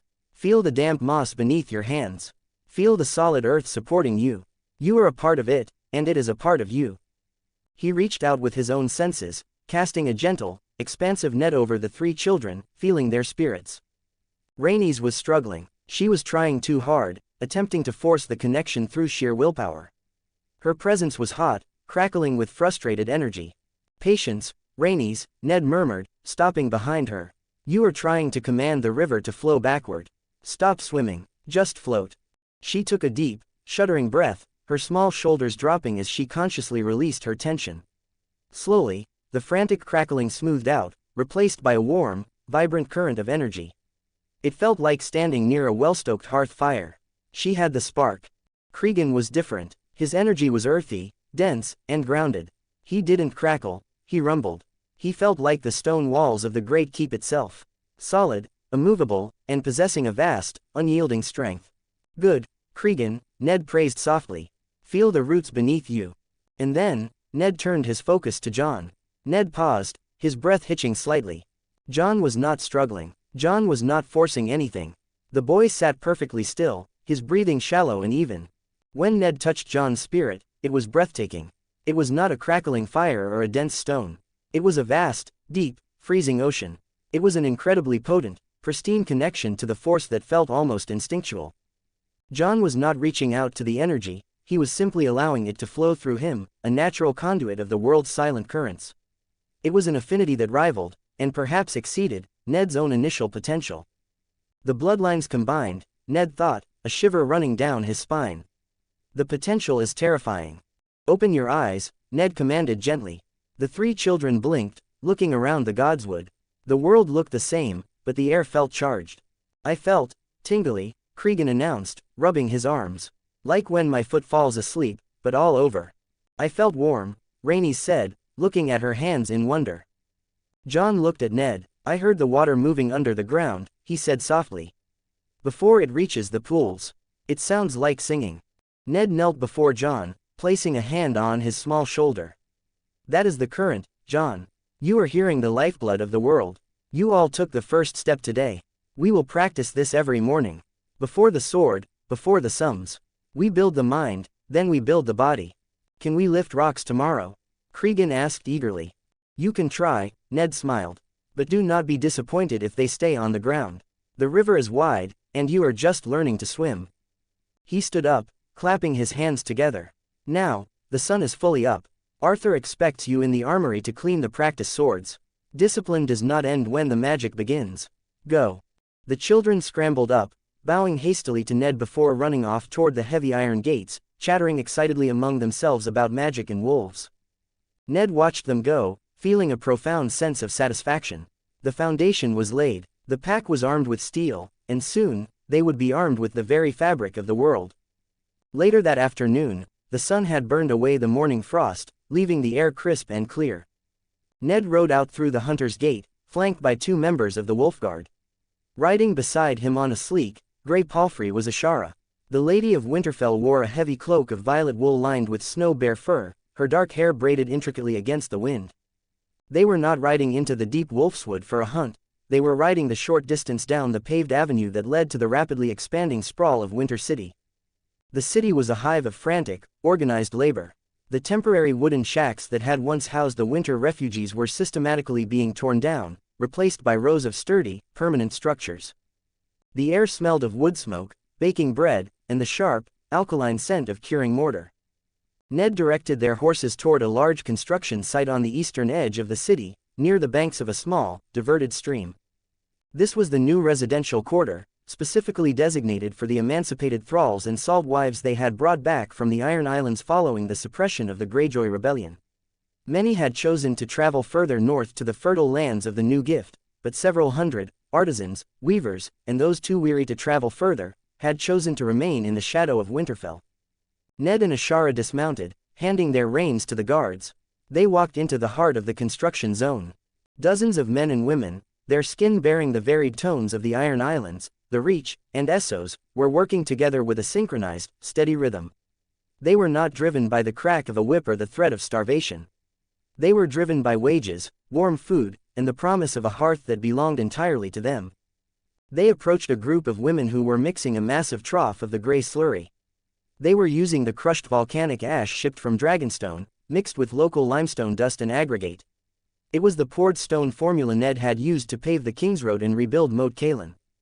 One of the women, an older, olive-skinned woman who had clearly spent years as a captive salt wife, looked up and saw the Lord and Lady approaching. She hurriedly wiped her hands on a coarse rag and bowed deeply. Lord Stark, Lady Ashara, the woman said, her Westerosi accented heavily with the cadence of the free cities. At ease, Miri, Ned said warmly, recognizing the woman. How goes the pouring? It sets fast in the dry cold, my lord, Miri replied, gesturing to the wooden forms holding the thick, gray mud. It is strange stone, it does not chip like slate. It feels unbreakable.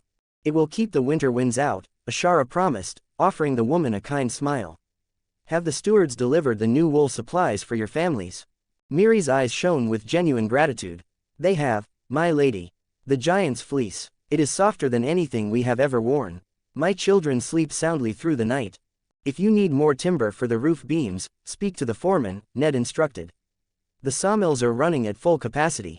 I want these houses roofed and sealed before the heavy snows fall. You have given us more than timber, Lord Stark, Miri said, her voice thick with emotion. She looked at the sturdy, permanent walls rising around them. You have given us a place to stand. Ned offered a solemn nod, acknowledging the weight of her words. He and Ashara continued their walk through the growing district. They inspected the newly laid cobblestone streets, the communal bakeries being built with specialized, high-heat brick ovens, and the public bathhouses that would soon be connected to the iron piping network drawing from the hot springs. You are changing the world, Ned, Ashara murmured, slipping her hand into his as they walked back toward their horses. One stone at a time. I am just building a den, Ned said, looking out over the smoking chimneys and the bustling crowds of free people. A den strong enough to withstand the storm. He looked back toward the towering, ancient walls of Winterfell, feeling the presence of his children practicing their new, impossible skills within the godswood. The stones were set, the swords were sharp, the mines were opening. The north was ready, 38,0 vote. The southern echoes. The gardens of Highgarden were a masterpiece of nature bent to the will of man. Fountains sculpted from pale marble sang with falling water, and the air was thick with the intoxicating perfume of 100,000 blooming roses. It was a place of endless summer, a stark contrast to the harsh, unforgiving lands of the north.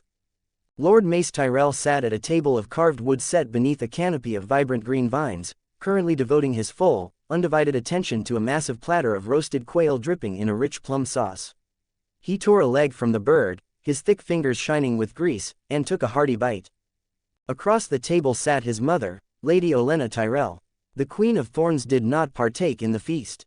She held a small crystal goblet of arbor gold, her sharp, intelligent eyes fixed on her son with an expression that hovered somewhere between mild affection and profound disappointment. "In the mud, mother," Mace complained around a mouthful of meat, wiping his chin with a silk napkin. "You cannot imagine the mud. Sea Dragon Point, a terrible name for a terrible place. The wind off the sea cut right through my finest velvet cloak. But the feast, I must admit, you would not believe the remarkable things they served," Mace continued, his eyes lighting up, the complaints momentarily forgotten. "Instead of plain boiled roots, they brought out earth apples sliced as thin as parchment, fried crisp in tallow until they snapped between your teeth, and heavily salted. And the bread, massive, flat rounds of dough, folded over and stuffed to bursting with melted cheeses, spiced sausages, and crushed garlic. And the fish, perfectly baked cod, swimming in a rich red sauce made from some strange, plump, sunfruits, they claimed to grow in their hot spring gardens. It was extraordinary, mother. I truly enjoyed every bite. I have already told our head cook that we must learn to make those crisp earth apples and that stuffed bread here at Highgarden.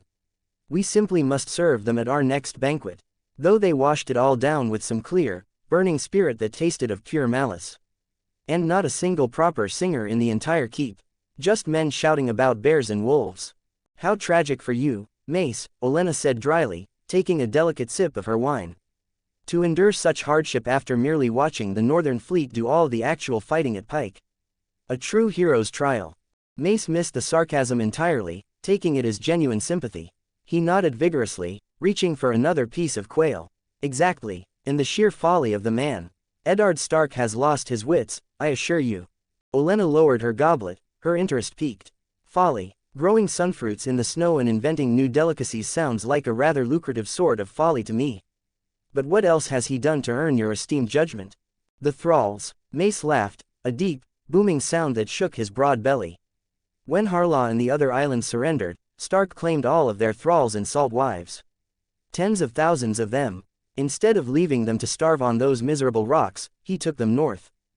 Mace took a long gulp of wine, shaking his head. "He freed them, mother.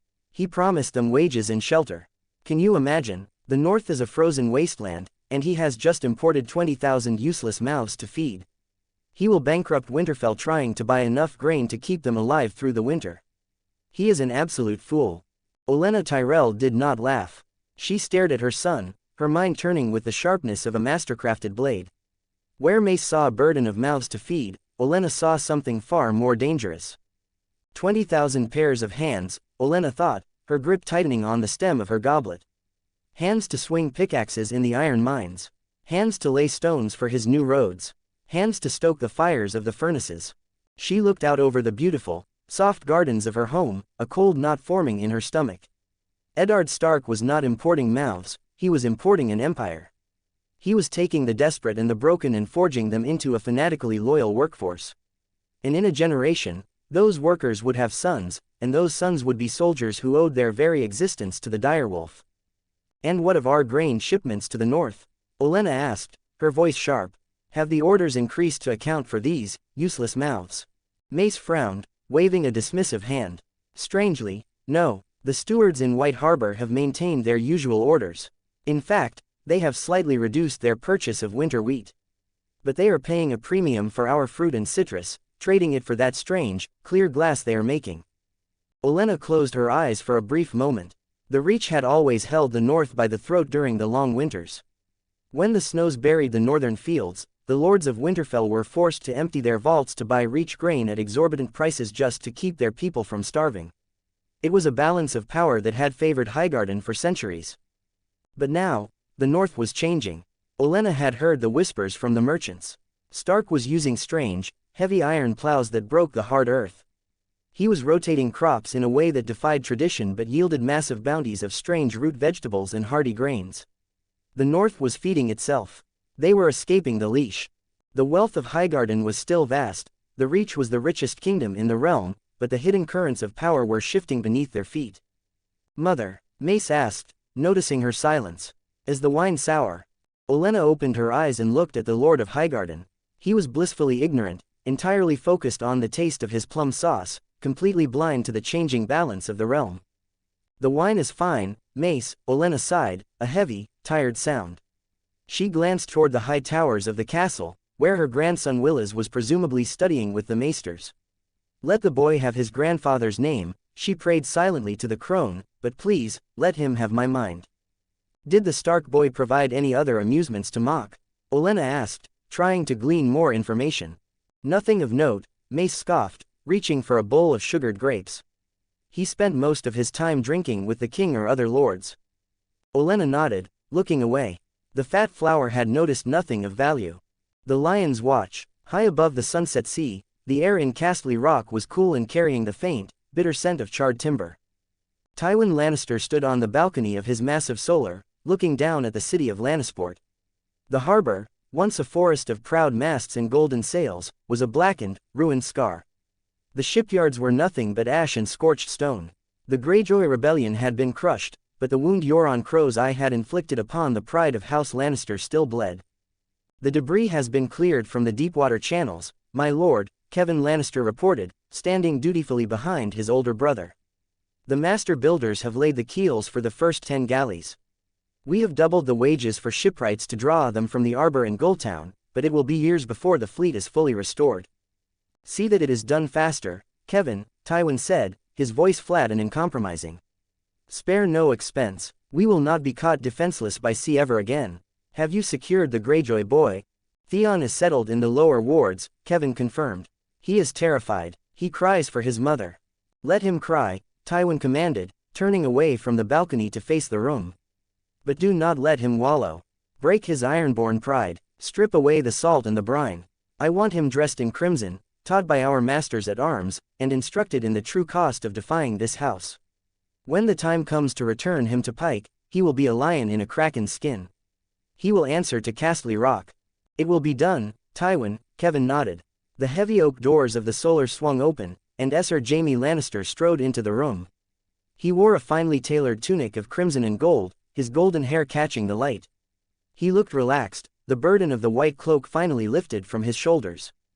"Father, uncle," Jaime greeted them, pouring himself a cup of Arbor gold from a crystal decanter. "I have returned from the frozen wedding." "So you have," Tywin said, taking his seat behind the massive desk of polished weirwood. "Did Lord Stark put on a suitable display for the king?" "He put on a display, certainly," Jaime smirked, sitting in a plush chair and stretching his legs out. "Though not the kind you might expect. The castle at Sea Dragon Point is formidable. But it was the games that caught Robert's attention." "Games?" Tywin asked, his eyes narrowing slightly. "A tourney. No jousting. The Northmen consider it a vanity," Jaime explained, taking a sip of his wine. "They play in the mud. 2 games. One they call the Shield Wall, where 30 men lock arms and attempt to shove each other across a line. The other is a chaotic scramble involving a heavy leather ball, passing it backward while running." The king was absolutely enthralled. He actually stripped off his royal doublet and anchored the Stark line in the mud himself. Kevan frowned. The king lowered himself to wrestle with common men-at-arms. "Robert is Robert," Jaime shrugged. "He claimed it was the most fun he has had since the rebellion. He boasted to anyone who would listen that he intends to bring these games south. He wants to host a grand tournament in King's Landing, inviting all the kingdoms to compete." While Jaime spoke with casual amusement, Tywin Lannister's mind seized upon the details like a steel trap. Tywin did not see peasant revelry. He saw the true foundation of a military genius. Men locking arms without weapons. Pushing as a single mass. Moving a heavy object through hostile territory while maintaining formation and speed. "It is not a game," Tywin stated, his voice dropping into a low, dangerous register. Jaime looked at his father, confused. It looked very much like a game, father. They cheered and drank afterward. It is a drill, Tywin corrected coldly. It is conditioning for the foot soldiers, disguised as sport. Stark is training his bannermen to move in absolute unity. He is building unbreakable lines, testing his captain's ability to command under pressure, and hardening his soldiers' endurance, all without shedding a single drop of blood or risking a steel blade. Kevin's eyes widened as the realization hit him. He is preparing his levies for war while calling it a festival. Precisely, Tywin said, leaning forward. And if the king intends to bring these games south, House Lannister will not be humiliated in the mud before the entire realm. We will not allow the North to demonstrate martial superiority in any arena. Tywin looked at Jaime. You will assemble a team. Select the largest, most disciplined men in our vanguard. You will train them in these maneuvers. Jaime let out a sharp laugh, holding up his hands. Me, father, I am a knight. My skill is with a sword, on horseback. I have no interest in leading a dozen sweaty men in a pushing match in the dirt. It is beneath me. Tywin's green eyes hardened into chips of emerald. He stared at his golden heir, disappointed but unwilling to force the issue and risk driving Jaime away so soon after retrieving him. Very well, Tywin said icily. If the Golden Lion is too proud for the mud, I will find someone who is accustomed to the dirt. Tywin turned his gaze to Kevin. Send for Tyrion. Jaime blinked in surprise. Tyrion, you want to put him in charge of a physical competition?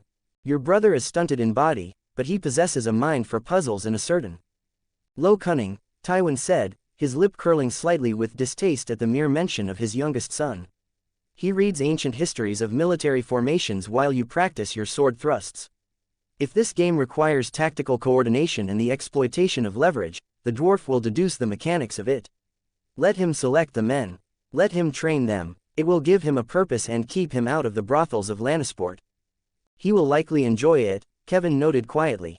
See that he takes it seriously, Tywin commanded.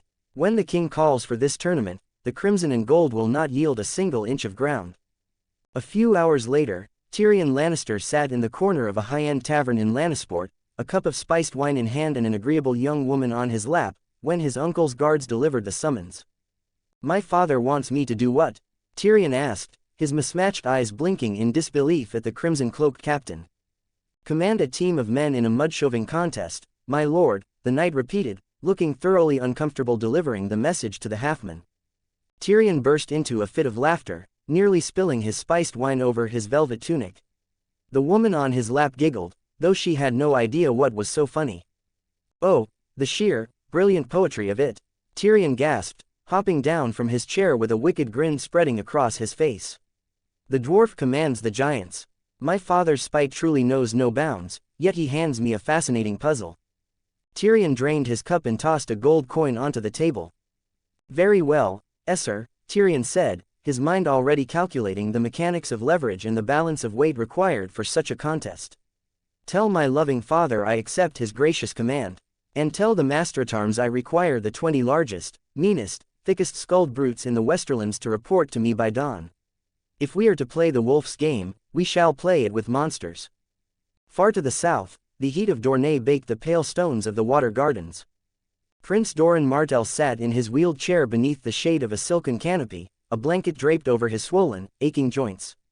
He watched the children splashing in the cool pools, listening to their carefree laughter. Footsteps approached, light and purposeful. Prince Oberyn, the Red Viper, stepped under the canopy, wearing light silks of sun yellow and vibrant orange. You summoned me, brother? Oberyn asked, taking a seat on a nearby cushioned bench. I have been reflecting on the northern wedding, Doran said slowly, his voice calm and measured. Particularly the new contests Lord Stark has devised. Oberyn grinned, a sharp, dangerous expression. They are brutal affairs, Doran. Fascinating to watch. The Northerners hurl themselves at each other with the ferocity of cornered beasts, yet they maintain a rigid, unbreakable discipline.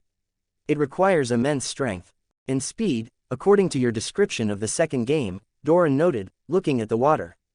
The one involving the leather ball. Indeed, the Mormonts won that match using pure agility and swift flanking.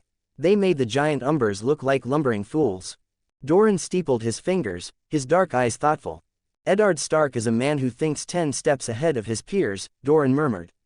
He pacifies his lords with wealth, and he hardens his soldiers with sport. King Robert is a loud, boastful man. He will inevitably demand these games be played in the capital to entertain himself.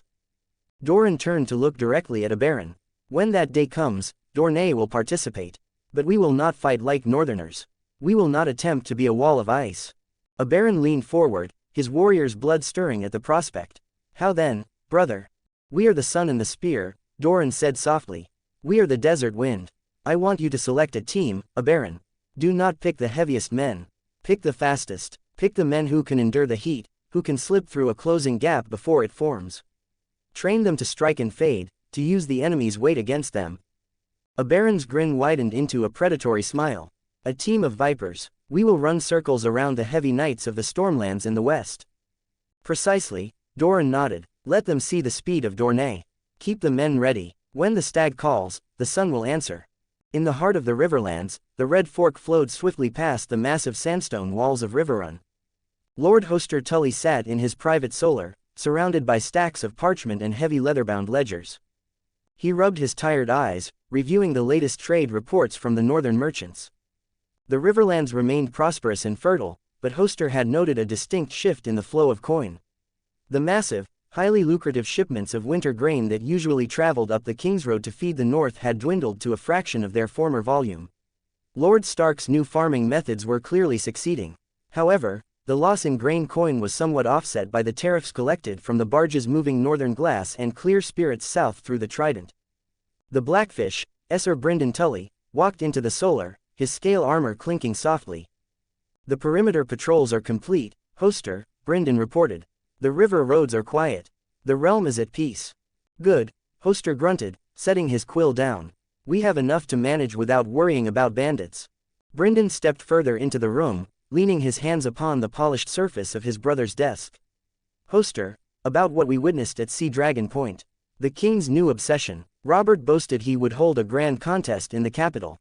It might be wise to at least prepare a few men, lest Riverrun look foolish when the Raven arrives. Hoster waved a hand in dismissal. We watched the King of the Seven Kingdoms roll in the freezing mud like a common foot soldier. It is a peasant's game, Brynden. A child's brawl in the dirt. There is no need for such folly here. It builds endurance, Brynden countered mildly, ever the veteran commander. It tests unit cohesion and discipline without shedding blood. We are knights of the Riverlands, Hoster stated stubbornly. We fight on horseback, with lance and sword. I will not waste the time of my masters at arms training men to push each other in the mud. If Robert wishes to play the fool, he may do so with the Northmen. We have actual trade to manage and real borders to patrol. Brynden sighed, recognizing the intractable stubbornness of his older brother. The Lord of Riverrun saw only the mud, entirely blind to the martial value hidden within the sport. As you say, Hoster, Brynden conceded. But as the Blackfish left the solar and walked out into the courtyard of Riverrun, he stopped to watch the knights practicing their pristine, rigid lance charges against wooden targets. It was stagnant. It was foolish. Brynden Tully had fought enough battles to know that wars were rarely won from the back of a horse on a perfectly flat field. Brynden caught the eye of a scarred, veteran captain of the guards and waved him over. Find me 30 men, the Blackfish ordered quietly, ensuring no squires were listening. Not knights, men-at-arms, broad shoulders, thick legs, and hard heads. We are marching to the muddy banks of the Red Fork every morning at dawn. The captain raised an eyebrow. Muddy banks, Sir Brynden. Whatever for? And if my brother asks, Brynden continued, ignoring the question with a sharp grin, tell him we are training to hunt river bandits. In the Red Keep of King's Landing, the air was thick with the smell of incense and roasting boar. King Robert Baratheon sat in his private chambers, a massive flagon of winter's breath resting on the table before him. He was in high spirits, regaling Jon Arryn with exaggerated tales of his trip to the north for the third time that week. I tell you, Jon, you should have come to the coast. Robert boomed, pouring himself a generous measure of the clear spirit. The Stark boy, Benjen, he runs a tight keep. And the games, gods, the thrill of holding that line against the Umbers. It was pure strength, Jon. No hiding behind a horse or a lance. Just men proving their worth. Jon Arryn smiled indulgently, looking over a stack of tax decrees he needed the king to sign. I am glad you found enjoyment in the north, your grace. But we must address the funding for the new City Watch barracks. The barracks can wait, Robert interrupted, waving a heavy hand. I have decided, John. We are going to build a playing field here. Right outside the walls of the Red Keep, beneath the shadow of the hills. I want a grand contest of the shield wall. Sitting in the shadows of the room, listening to the king's booming voice, was Queen Cersei Lannister. She wore a gown of rich crimson, her golden hair perfectly coiled.